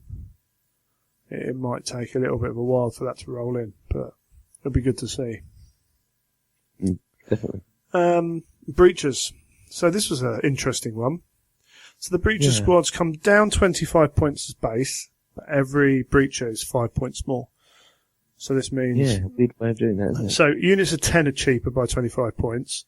Units of 20 are more expensive by 25 points. And at 15 models, you're saying the same. Now... Yeah. Is that saying that large groups of them were a little bit tough to deal with? Well, I think it's a nod towards Zone Mortalis. And the other forms of playing the game, because you've got to remember that, Breacher squads, they have two different roles in those two different games, and so actually their points are balanced between the two, which maybe is a little bit of a negative for them in general, but, you're not going to write a whole second rule set points system for Zone Mortalis. Exactly. Yeah. Also the other one where you're buying the Marines by the upgrade points, when you're doing that form of the game, the smaller game. So where they obviously consider that as a unit in the normal game of 40k, Breachers are about right, but in some of the other formats, they're performing above their points value. So there's that shift around, and it still means, because we got Mark's an Imperial Fist player, and he's like, I don't know what I'm doing with my army now, so want squads of 20, but I'm like, well, you can take squads of 10 now and have them in transports and push them up and maybe there's something you can do with that. I don't know. I'd have to I think people have to play with it to see what they're doing. But I mean, some people took breaches in squads of 15s anyway, and they were happy with that. Yeah, I suppose you could say take it with a squad of 15, and that's the status quo. It was exactly the same as it was before. Yeah, or say if you put them in 10s, you got more transport options, so you could potentially use them like that. Don't know, really. I still think they're a squad that, again, much like some of the other squads we talked about, the veterans, that some people really use them well and some people don't. And it's maybe I must admit, I found them hard to work out how I deal with them. Yeah, I mean, they're imposing as well at times. Depending on the character setup and things like that. But it'll be cool. Cool to see a few more, hopefully. I don't know, in different styles. And now we've got, where would we go to? So rotor cannon and Volkite charger upgrades are free upgrades. So the rotor cannon has been made cheaper because it really needs to be cheaper because it's rubbish. I kind of would want the rotor cannon to be like an assault cannon light. I kind of get the feeling that something that spins that fast and fires that many bullets should be able to, hurt a Space Marine a little more than they do. Yeah, even if they just, kept it as it was and just gave it rending or something. Just to give it maybe not straight rending, but something like that, but then are you getting too many rules? But then I play Mechanicum. I'm used to flipping every gun being different. And the only reason I've taken rotor cannons is because the Vorax got those poison ones, which are cool. So. Yes. Yeah, I don't know. Again, it's a case. I'm still tempted to buy 10 of the rotor cannons, the underslung ones, just because they look amazing. So they do look pretty cool, don't they? I mean, I'm not too sure they'd be any good in the game, but they'd look awesome dropping out of a Storm Eagle or something. Definitely. Yeah, and then dying and shoot. The brilliant thing about rotor cannons is you roll loads of dice, and then the enemy roll like 3 saves, and they might fail one, and you're like, one of your guys died to a rotor cannon. But yes, take the shame. Yes, exactly. But if you like rolling lots of dice, it's good. And reconnaissance squads came down 25 points. Again, that's another thing where you're looking at the points of them. Do they do enough for their points? Down 25? Maybe they do. I quite like them. Again, they're another squad I look at and like, I'd want to take some of them. Again, I don't think they'll do a huge amount, but that'd be quite cool. Excellent. Transports. So the Legion Dreadnought drop pods are up 35 points. Did it need it? In the rules as they stand, pre-FAQ, the ability to put a Leviathan or 2 in Dreadnought drop pods and drop them down turn 1 in the enemy's lines, with the Leviathan standing in the middle of it, unable to be shot at until you've destroyed the drop pod with its cover save. And then when you get out, being able to place it maybe round a corner from the units that haven't shot yet or whatever. Yeah. It was. Or face it a certain way to make it really awkward. They were, grim. They were really grim. Yeah. That combination. And it's mainly that combination. A Leviathan Dreadnought walking across the table, I don't have a problem with. I think it's, very good. Having one drop behind your lines is not necessary. I mean, it's a problem. You've got to deal with it. Having it drop behind your line in a, flipping however many hull points with a firework cover. So it's like having void shields, essentially. Yes, yeah. It becomes something hard to deal with. Now the drop pods have changed a little bit and they're open tops and should it still be 35 points more? It can still deliver a Leviathan right into the middle of the table. And if you're delivering... I think most people will just accept that. They'll just go, okay. Yeah, I think people would just pay the points, and therefore it shows that it's not too expensive. If you drop a box dreadnought behind the army, you know what? I've got to deal with it, but I'm not too worried. If you drop I'll deal with it later. Yeah, if you drop a purely combat dreadnought, It might have a couple of small shots. I don't mind that because I get to shoot it before he attacks me. You drop a Leviathan that's got, it's got Volkite flipping in its chest. It's got a grav gun on one side and it's got a siege drill with guns on the other. And then it's just ruining everything. And you're like, how do I deal with this? Plus it's got a 4-up invulnerable. And you're like, I don't know how to, I've got to turn half my army around to deal with it, So I think again, where we talk about options. So the Dreadnought drop pod at the previous price was fine for all those Dreadnoughts. Put the ability for a Leviathan to go into it, Dreadnought's route, the drop pod has to go up a little bit. Yeah, I'm actually in some ways, I was quite surprised when they said Leviathans could go in them. Yes. I thought that might be one way that they kept Leviathans under control a bit. Yeah, I mean, maybe. Again, I haven't got a problem with them doing that job, and there's things you can do to stop drop pods coming in as well, so you can be a bit sensible with them. But when it comes in with all of that, it's a bit much. Yes. And just knocking that back down a touch. At least now you don't have to kill the Dreadnought. You can ignore the Dreadnought if you want. So it's good. Yeah. Sorry, not the Dreadnought, the drop pod itself. To get at the Dreadnought. Because that's the thing you want to kill. Then you kill the drop pod afterwards. If you've got shots left. Yes. But cool. As far as I'm concerned, I think that's good. Fast attack. There's a few changes here. Let's have a look at Legion Seekers came down again. They're another unit which I think people wanted to take, but didn't a huge amount. Mm-hmm. Kind of always grumbled about, but actually you always felt they can still do a job. But I think that's true of a lot of things.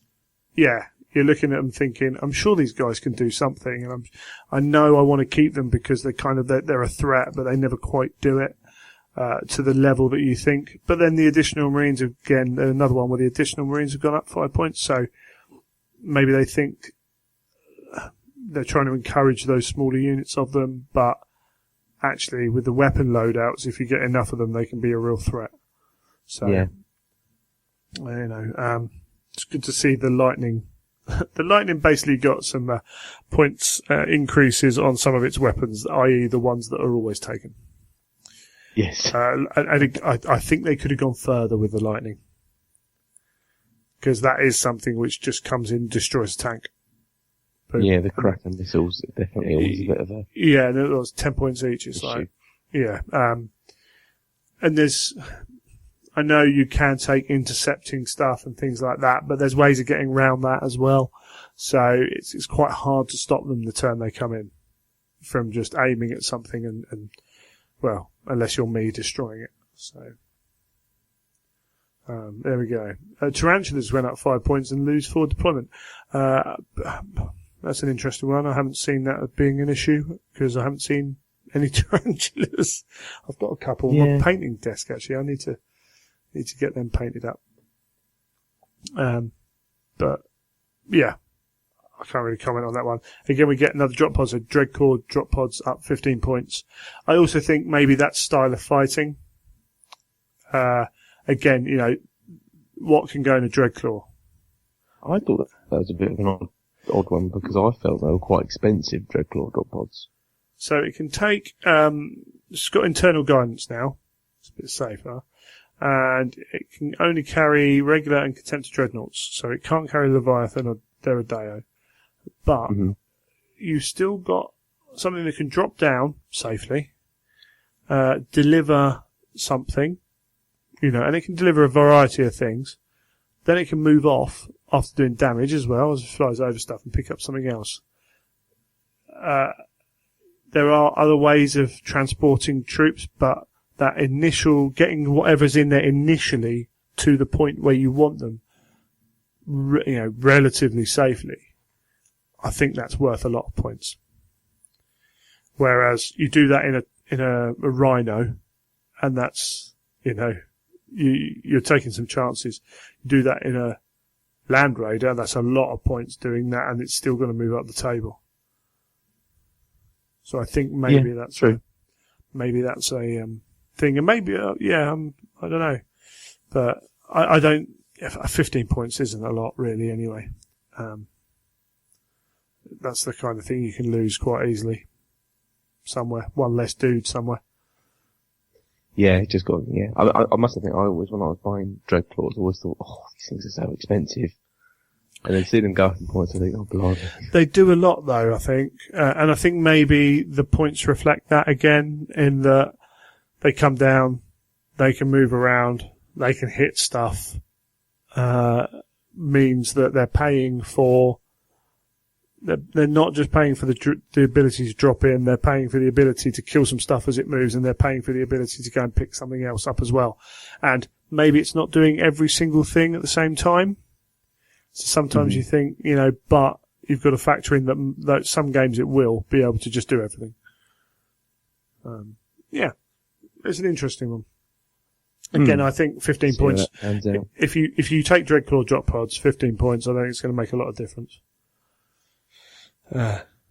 Something that will make a little bit of a difference. So, land speeders are down 10 points, which is cool. Javelins are down 20 points. Javelins gain strafing run, and javelins in combat are -2 to hit while it's not immobilized. So this kept one unit of Joe's javelins alive, because I just couldn't hit them with my Vorax. I was just like, oh my word, what's going on here? -2 to hit, that's quite something. It is quite something, yeah. So, part of me thinks maybe they weren't selling any, so they're thinking, well, no one. And it's not just a case of we're not selling any, make money, although there is an aspect of that. It's like we're not selling any, so people aren't using them. Why aren't people using them? I want to do an element of my Space Wolves I want to do with quite a rapid army. And I think I might have to pick up some javelins to go with them. Javelins and jet bikes. Because it's cool. Yeah, I think the javelins are a much more interesting option now.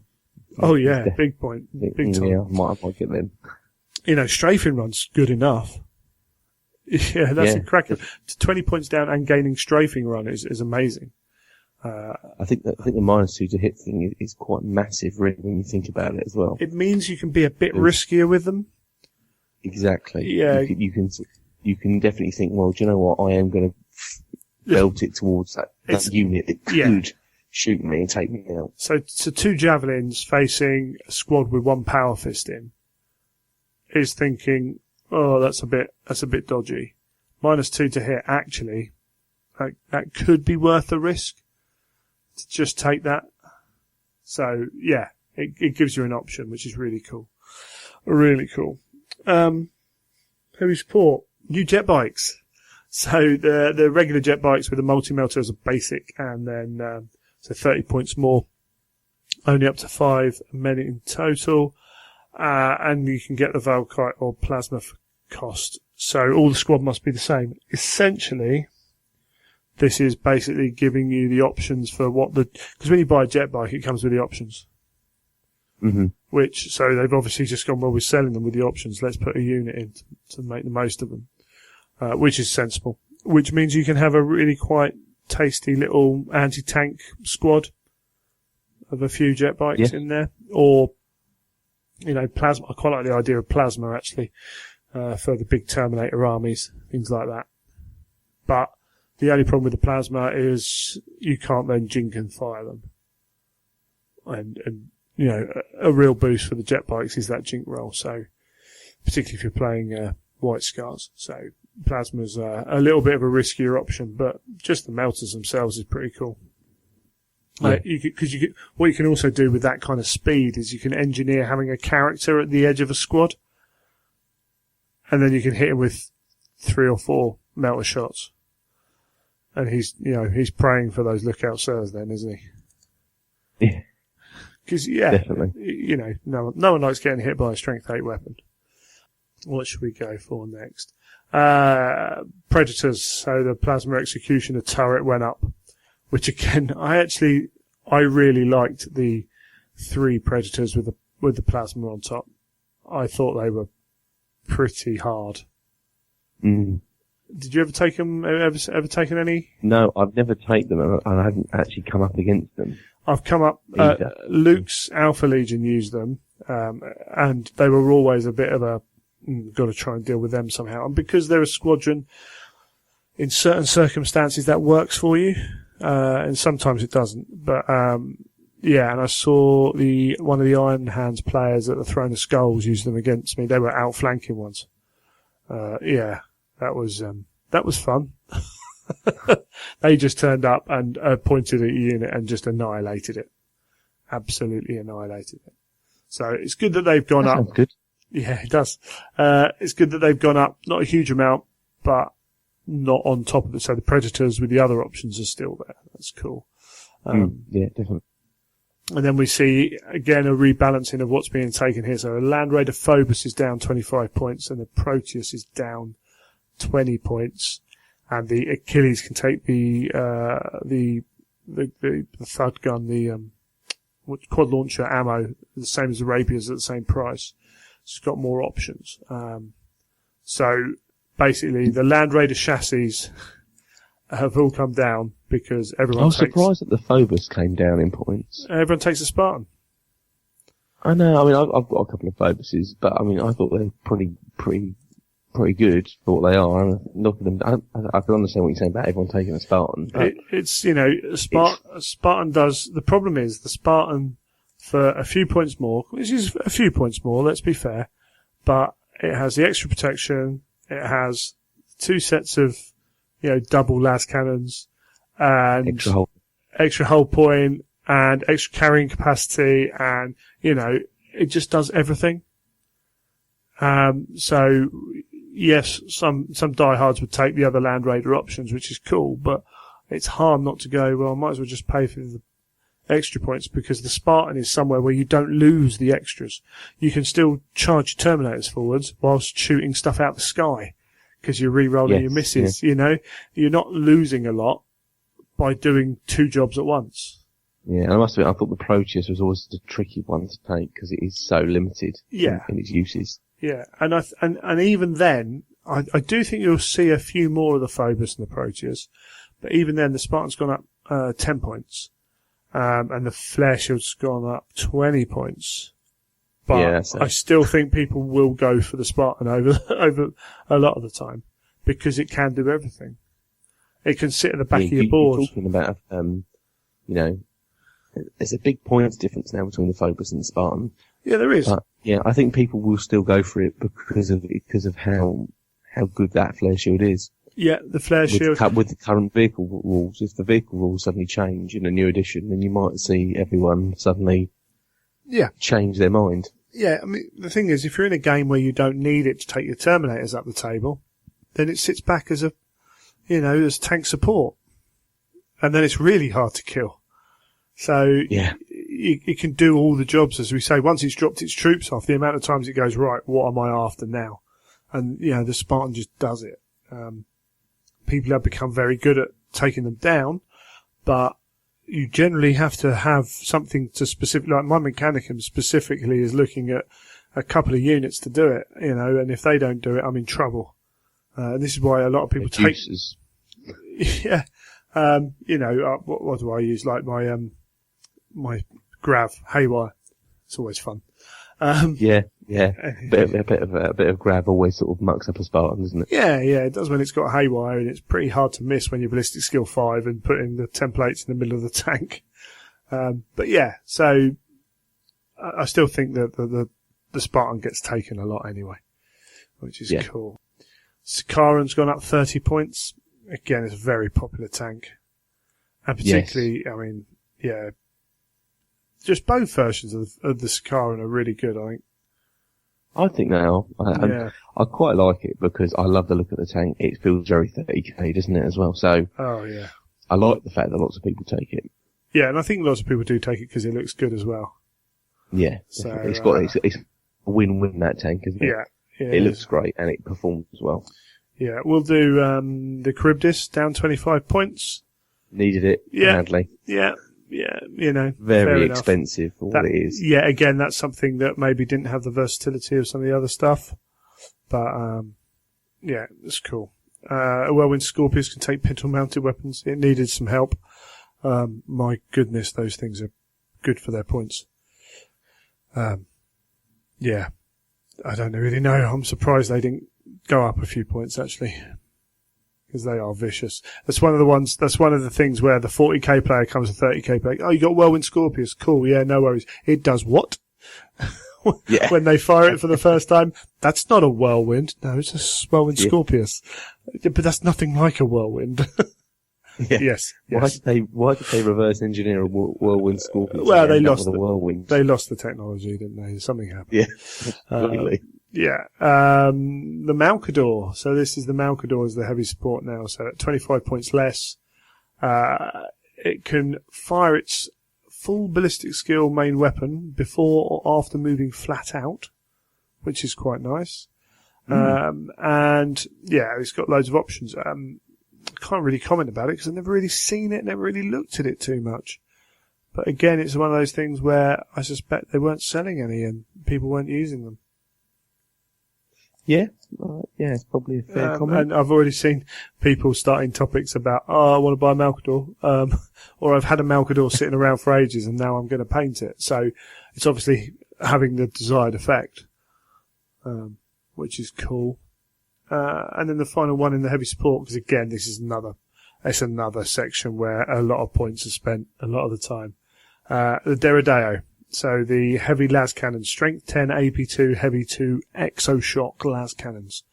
So an exoshock is if you score a penetrating hit on a 4+, you get a second automatic penetrating hit, ignoring cover. It's not bad, is it? It's pretty good. I mean, I think this is maybe, I don't know how you feel about it, but I feel this is maybe a way of them building in more things to take out that really annoying heavy armour like knights. Yes, I think maybe things super where you're heavies. like, oh god, how am I going to do? You know, you've only got a Deredeo sitting there, and you're thinking, well, okay, he's a real risk now against your super heavies. A knight army's not going to want 2 or 3 of them like at different angles across the board, is it? Exactly. Yeah. Yeah, I mean, yeah, the knight might be able to deal with them, but you can still step them out of stuff. You know, good. It's a good option. It's a flipping good option, to be fair. But then, are you taking that? And the other types of the Deredeos really have their uses as well. So I think it becomes you really got to decide. It gives you another option, which is great, but how are you going to use them? And you've got to balance that across your army. That's definitely going to be a magnets job, isn't it? Yeah. Magnets and all the arms. Which way am I going to use this today? I want 3 Deredeos with all the options. Yeah. It becomes a real tricky option, I'll say, and I love those las cannons. I don't care what other people say. Heavy las cannons. I'm a big fan of them as well. Yeah. They're great. Yeah, it would have been nice if the Thanatar, the big gun on the big gun Thanatar had a decent weapon on top of it like that. Then actually you might see people taking that as an option rather than the one-shot one it's got. I mean, if you think about it, getting a penetrating hit is going to be pretty. It's going to happen, isn't it? With a strength 10, yeah, you've got a very good chance. Haven't you? You've got a good chance of having. You've got heavy 2 shots, so you probably going to end up with a good chance of getting a penetrating hit. 50% chance, that's 2 penetrating hits. AP2, you know, that's 2 rolls on the penetration table. That's absolutely. You know, that's not to be sniffed at. Not at all. Especially if you know people who bring super heavies. You know, that's exactly. Even like we're talking about Spartans and things. You know, if you've got one of them going to the side of it, going past the flare shield. Yeah, it's going to finish one of them off fairly quick. And it's something where you can deal with it as the opposition, but if that's your Deredeo and you know you're going second, or you don't even risk maybe putting him out so they can seize and kill it, and then you step him round the side of a building. And just try and get that first shot in, because you know that it's going to become target number 1 for certain armies. But it's cool. And it's also, we know there's so many different types of dreadnoughts now. You've got the Contemptor Cortex and the Contemptors, the box dreadnoughts, which are still the really poor cousin. And the Deredeo. Does anyone take those? No, not really. Although, you might take some in an all dreadnought army. And you've got the Leviathans now as well. So when it comes to dreadnoughts, there's a huge amount of choice and competition just within dreadnoughts. Yeah. Isn't there? Like I said, there needs to be a dreadnought category at Golden Demon Heresy. Yeah, there might have to be. But also, particularly for that dreadnought army, this is really good. Because it's giving you some proper heavy support that normally I think you need a tank for that kind of thing. So yeah, indeed, yeah. It's pushed that balance, isn't it? Where a dreadnought usually is got quite good weapons on it, but then it can also really do well in combat. To something that actually is all guns. Yeah, serious whack. Yeah, and I mean, when you consider now that as we move into Lords of War, knights can be taken in as a Lord of War for Legion lists. So yeah, I'm really happy about that actually, because I think I spoke to you ages ago trying to talk about how I wanted to have a knight in the list. Yeah. And it was a case of, we've got to take two, we've got to take them as allies, all this sort of stuff, and it was a real pain. Yeah. And we're going to see a lot of knights. Again, it's going to allow them to be sold. A lot of people have already got them who don't necessarily want to take that allied detachment. They just want a knight in their army. So, yeah, some people are going to moan because they're not fans of knights. In your own gaming group, you know the score. You know some people don't like playing them, maybe don't take it against them, that kind of thing. But it's cool. As far as I'm concerned, it's pretty cool. The Falchion's gone up 25 points and can take the neutron wave capacitor to give it the feedback and shock pulse special rules to its volcano cannon. I've never played against Falchion. I had, but I killed it turn one, so it's alright. Just took it off. Yeah, overrated. So yeah, I'm not. I think it's really cool, and if I was going to buy a super heavy, that's one I'd probably go for. But I think the problem with it is, I think because it's got that fixed weapon, it's very easy to get behind it. Yeah. And then it's stuck. Yeah, and the other thing is as well, it's the one that is fires straight forwards, doesn't it, and kills stuff in its path. Yeah. Yeah, so it's what's running around in front of it as well. It's one of those ones where I think it's very, very cool, but I think it's just, everyone knows it's a target, and there are ways of negating it and getting rid of it quick. Yeah, that's cool. But the big one for me is the Typhon going up 45 points base. Yes, massive increase, isn't it? And is still worth the points. Yeah, because I think, wasn't it with Typhons, you could get away with having them in units of two, couldn't you? Well, yeah, so cheap. Well, no, it's they've got the small enough hit points to be able to, the whole points to be able to do it. But yeah, they were 300 points. They're dirt for what they did. They were dirt cheap. And that 45 points, I still think they're worth it. Again, people who play with Typhons will say, actually, this, that, and that. And I'm like, yeah, but it's such a threat for that points value. Moving 12 inches because it's super heavy. You can't let it get too close to you because it will just smash into you and destroy you. Its guns ignoring cover. There's nowhere to hide from it. It's great. It's a great tank. And 45 points is fine. No problems with that at all. And yeah, maybe we'll see. You never know as well in the next kind of set of books. I know we've got Inferno next, Prospero, so it might not be that because that's quite specific. But maybe the book after it, you start to see a few more things come in which actually deal with tanks. So there might be. I don't know. This is pure speculation, but maybe even in Inferno they introduced three new Legion things which are a bit anti-tanks and not necessarily outright killing them, but just to hinder them in some way. I mean, for me, part of the problem with the Typhon is the super heavy rules. They're very inflexible. They are so, on and off. They're either dead or they're just doing whatever they want. But I think there's a middle ground there that could be utilised. Yeah, I used to like when they had the rule that if you had Armour Bane, it couldn't ignore those results on the damage table. All right. Yeah. I always found that was helpful because then if you did have something that was quite a powerful weapon, or a chain fist or something, you could go, actually, you can't fire your weapons next turn. Yeah. Or something. Yeah, maybe. I think the Adeptus Terra podcast guys, I was listening to them 40k podcast, but they play a bit of 30k. They were talking about maybe at half hull points, you get a reduction in at the least speed or something else. But I mean, you'd have to go through that and balance that and write anything like that up properly. You can't just willy-nilly throw it out there. It have to be approached the right way. But I do think there's maybe a fundamental kind of issue with there being, super heavies work until they're dead. Yes, yeah. Because it is so frustrating. Because that's the thing with the Typhon, you can't you just can't stop it. It's just like, until you've killed it, you cannot stop And it. there's so many hull points as well. Yeah. It could be in that last hull Yeah, point, and and it's- it could just be still going around And I think, ravaging everything. I think people feel the same. You know, if Knights had reduced capabilities when they were down to 2 hull points left, yeah, all of a sudden, actually, yeah, taking that next 1 or 2 hull points off it can really help you. Yes, yeah, definitely. Yeah, it might be something, but you know, who knows? Who knows? Maybe we will have to get together and get a petition on that website. Okay, and then there's a couple of Rights of War changes as well. So, Orbital Assault, the Dreadnought and Contemptor Talons can take Dreadclaws or Dreadnought drop pods, even in Talons of 2 or 3, which is really cool.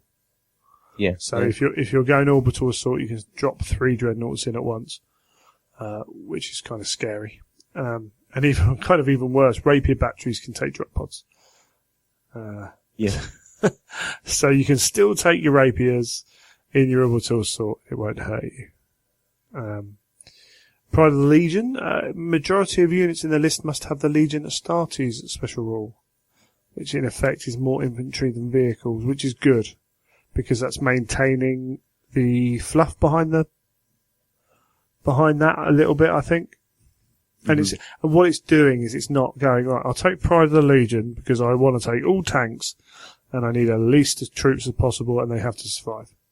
So there's a bit of that as well, which is cool. And then just armoured breakthrough, the tank commander gains the Master of the Legion rule, so that's just clearing that up where probably they missed that off before.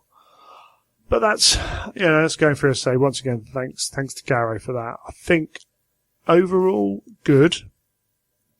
I think they missed a few things, and I think even Alan Blythe said that things like the Cerberus was just not on their radar, that people thought there was issues with it. So they didn't approach it. I think Alan Blythe, I could be wrong, I think Alan Blythe said something along those lines. Which is kind of criminal in terms of it really is quite awful rules-wise compared to any equivalent tank. No one's. I mean, I have seen them. I've never seen them do anything. And when Dan was looking at which super heavy to get, he was like, "I might get a Cerberus. No, I'm going to get a Typhon." Because it's that thing as well between you want to take the one you like the look of, Yeah, but when you know that every time you use it, you're just going to be kind of frustrated by it, then you'll lose any attachment to that model. So it's got to be, it doesn't have to be the best thing, but it has to be worth taking. Yes, yeah, I agree. I think the Cerberus is pretty rubbish. Which is a shame, because it's a fantastic model. Yeah, I remember that when it first came out thinking that's great, and looking at all going, I can't buy one, it's just not good enough. No, and when you're spending that much money, you don't want to take something you're not going to use as well. Completely. You know, that's a major thing. So I think there were things in the list that maybe could have been gone further, or things missed. Again, we don't know what's happening with Inferno. As I say, there could be a couple of units in there which really changed the landscape for, or specific aspects of the landscape. Who knows? It's something though that maybe as a community we need to be a bit more organised or active at least in kind of giving positive feedback. As I've said a number of times, positive, constructive feedback is a good thing, handled in the right way. And, some of these were because they knew people had issues with them. But we shall have to see. It's a new book. So we're recording this, a week away from the event, which is using all the new lists. I've seen some of the lists coming in. There's some cool lists coming in. And we'll see how these kind of go, I suppose. Again, it's one of those things that someone's going to come out that weekend and go, I can't believe they changed that. They're well bent. And you're like, no, you just made all the wrong decisions. Because you see it all the time, don't you?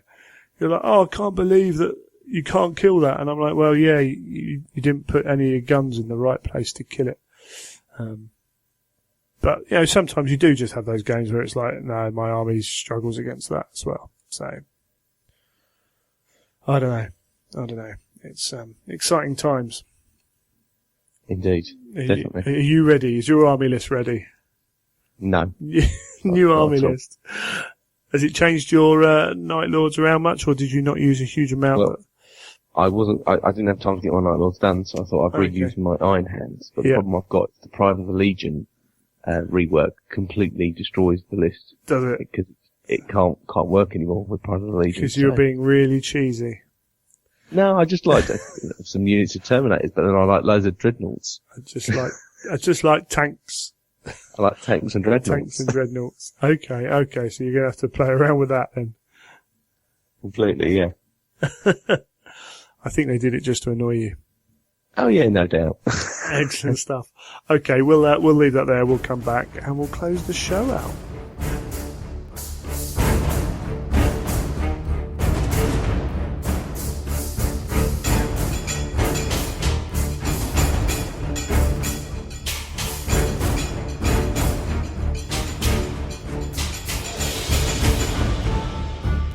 And you made it to the end of another show.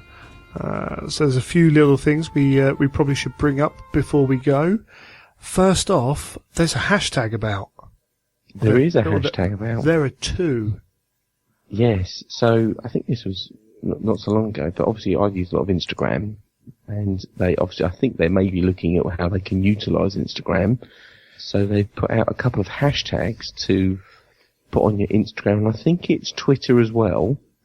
But then they will search via those hashtags and then put things up on their website. Yeah, so this is Games Workshop are using hashtag Painting Warhammer. Yes, and Forge World are using hashtag Painting Forge World. Yeah, and so what they're going to do is that they're obviously keeping an eye on those hashtags. Obviously, as a company, it allows them to do various things. It means other people can search them. It's a little bit of kind of information for them as well. But also, it means that they can put those pictures up on their website and show off some really cool models. And this has been happening quite a lot recently anyway, where Facebook have been asking people to post your pictures on our Facebook page, and every now and then they pick someone out and go, look at this model, it's amazing. Kelfrey, can't remember her name, the lass from the other side of America has had a few bits up there, as so has Mengel's Miniatures and a few others. So yeah, they're kind of giving recognition. I mean, it's also good for them because it's cool models that are done in a different style, everything like that. So, yeah, there's if you're on Instagram, you're using Twitter when you're painting your models, chuck the hashtag up because it's quite cool. It is quite cool, and what I thought was quite funny. So I saw it. I think it was only a few hours after it had been put up, and I thought to myself, I'll just have a quick look on Instagram, and there was already 508 entries with that hashtag, and I thought to myself, there can't be that many people that have posted up new stuff. But then I noticed that everyone's edited their old Instagrams and added the hashtag on to their old stuff, so it went viral, as they say. Yeah, but yeah, that's cool. That's cool in itself, and it also it gives you something to search as well, so you can search for that hashtag and find people who are doing, painting Forge World. And most painting Forge World will be a lot of Heresy, shall we say? A lot of Heresy. Indeed. So you can utilise that, and it's cool. It's another effect of GW outreaching and engaging in this way has meant that people have grown to engage with them in this way. So you've got this community that's developing, which is cool. It's exciting times. Very exciting times. In fact, there was one thing I didn't write in the notes. So I said in our little open day section that I'm sure Forge World are going to be advertising for new painters and writers. And they've got the painting one's just gone up. I've been so confused because there's also the kind of design, learning to sculpt miniatures kind of job they've got going as well, like an apprenticeship kind of thing. Yeah, I saw that one go up, yeah, so there's so many jobs that are going on at the moment in that. We've got I follow the GW recruitment guy and gal, and I can't remember their names, unfortunately. And they're mainly about shop staff, and they're touring the country at the moment, going around doing that as well. There are loads of jobs, and we've said it a number of times. The Forge Studios looking. There's Citadel miniature design people. There's a person wanted to. Was it shop supervisor or Warhammer World supervisor? I think it is, which is like, oh, that's a cool job. Unfortunately, probably not the right person for it, but for certain aspects of it, I was like, oh, that could be a really cool job. So things like that, which actually, yeah, working in Warhammer World would be pretty awesome. It would be good, wouldn't it? It's just such a shame it's always in Nottingham, these jobs. Well, it's funny that, isn't it? It is funny. It's amazing. I wanted to work for Disney World, but they wouldn't come to me. So unfortunately, I had to turn them down. But yeah, it's as I said before, Nottingham's a pretty cool place to live. I think in terms of you can live just outside, and it's not too compared to down south. It's not too expensive. Yes. And it's quite a vibrant small city. But yeah, there's lots going on there. So keep having a look. As I say, I think they'll be looking for writers. They are, in general, Games Workshop are looking for writers anyway. And there's a lot of author interviews going on at the moment. The Independent Characters had a brilliant episode about how to get into writing for Black Library, and they had Nick Kime on there from his editorial point of view. They had, I'm trying to remember the names of the other guys on there. They had 2 other writers on there as well, and talking about their experience in different ways and things like that. So there's always opportunity. You've got to assess. You've got to look. Games Workshop are quite a forward-thinking company in that they don't necessarily need the qualifications. Like, they don't need you to say, "Oh yeah, I've done this, I've done this, I've done this." It's like you go in there and convince them almost that you can do it. Yeah, they hire the person, don't they? Almost. Yeah, and they do that all the way up. One of the really high positions not long ago was to someone who hadn't really done it before, but managed to prove in that interview that they had all the attributes to do that job the way that Games Workshop kind of went, "Oh yeah, that'll be good." And those people have stayed in those high roles for that as well. And as we've said before, there's been, people who've written their own jobs for Games Workshops and written down the job and said, you need someone to do this. And these are the benefits you'll get for it. And actually, I'm the person to do that job. And they've ended up getting a job that way. So, you have to, don't get me wrong, that's not easy. You can't just say, I think you should employ me, to walk around and say Games Workshop's cool. That's not going to work. Unless it is going to work, and then, Games Workshop, I'm here. But yeah. Patent pending. Yeah, patent pending. I can do that.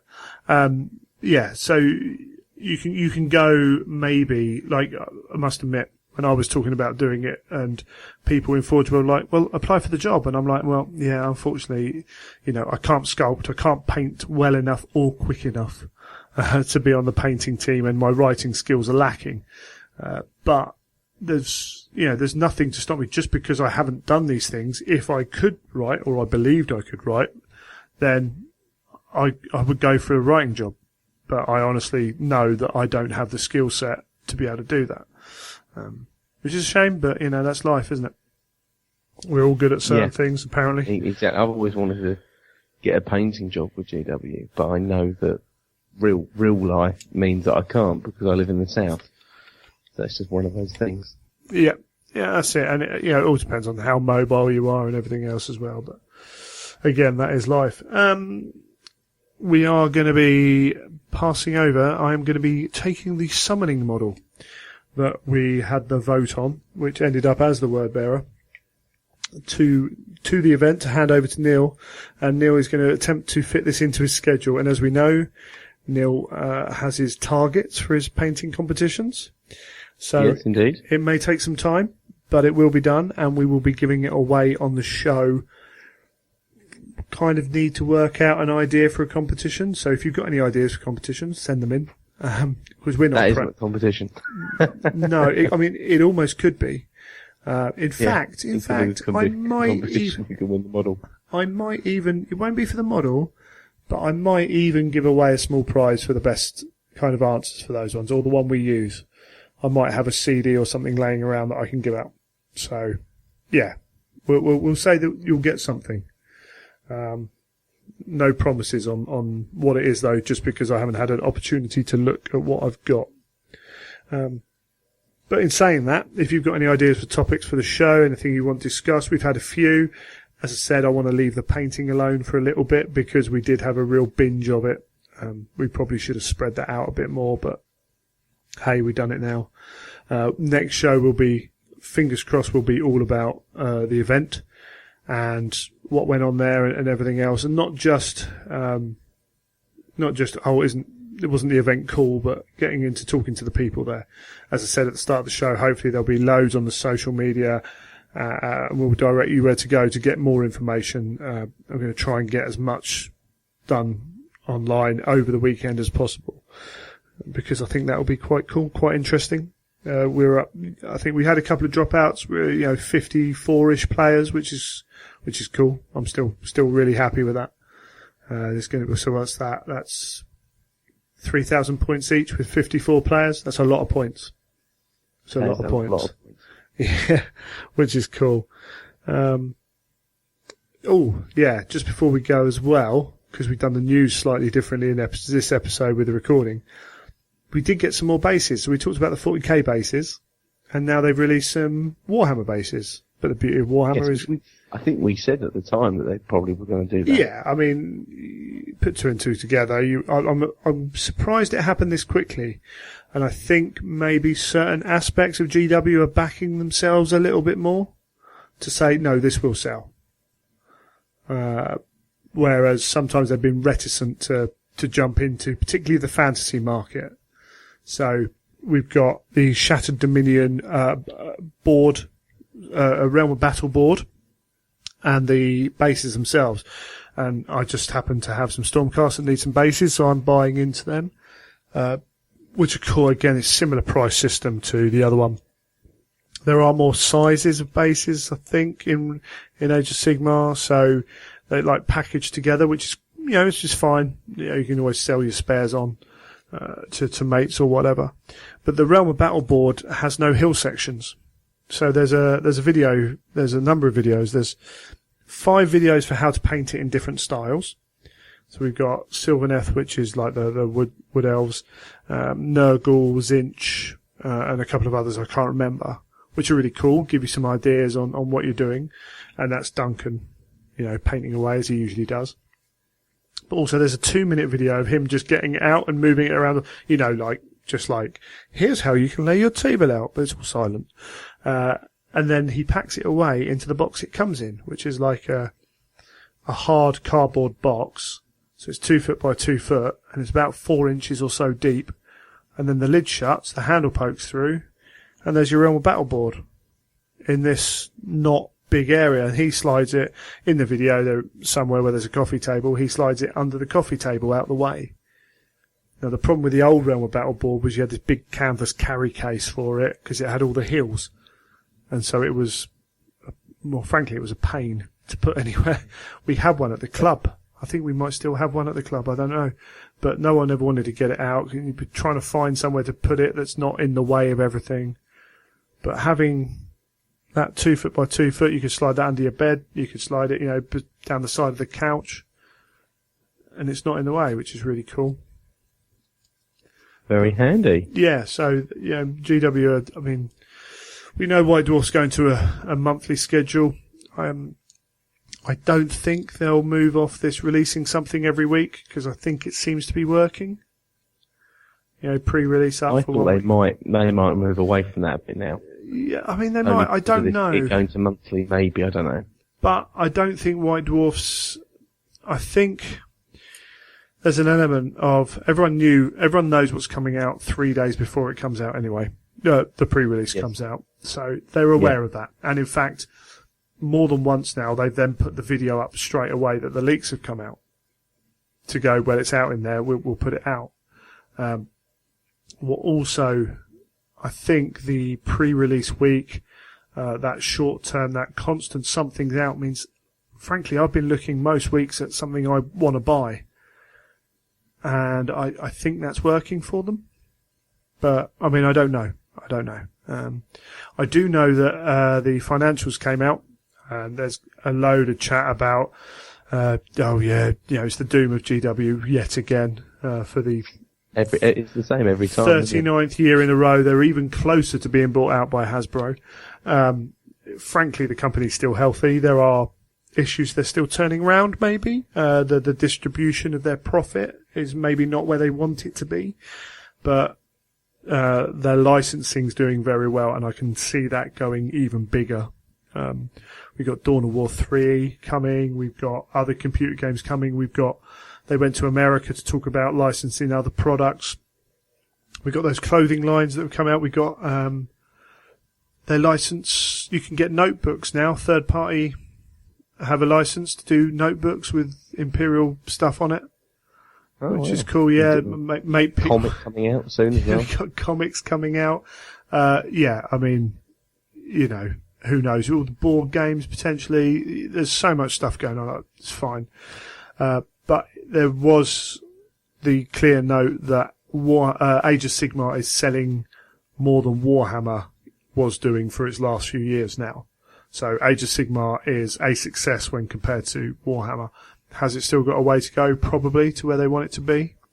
But it's only a year old for a brand new game system which completely overturned the apple cart.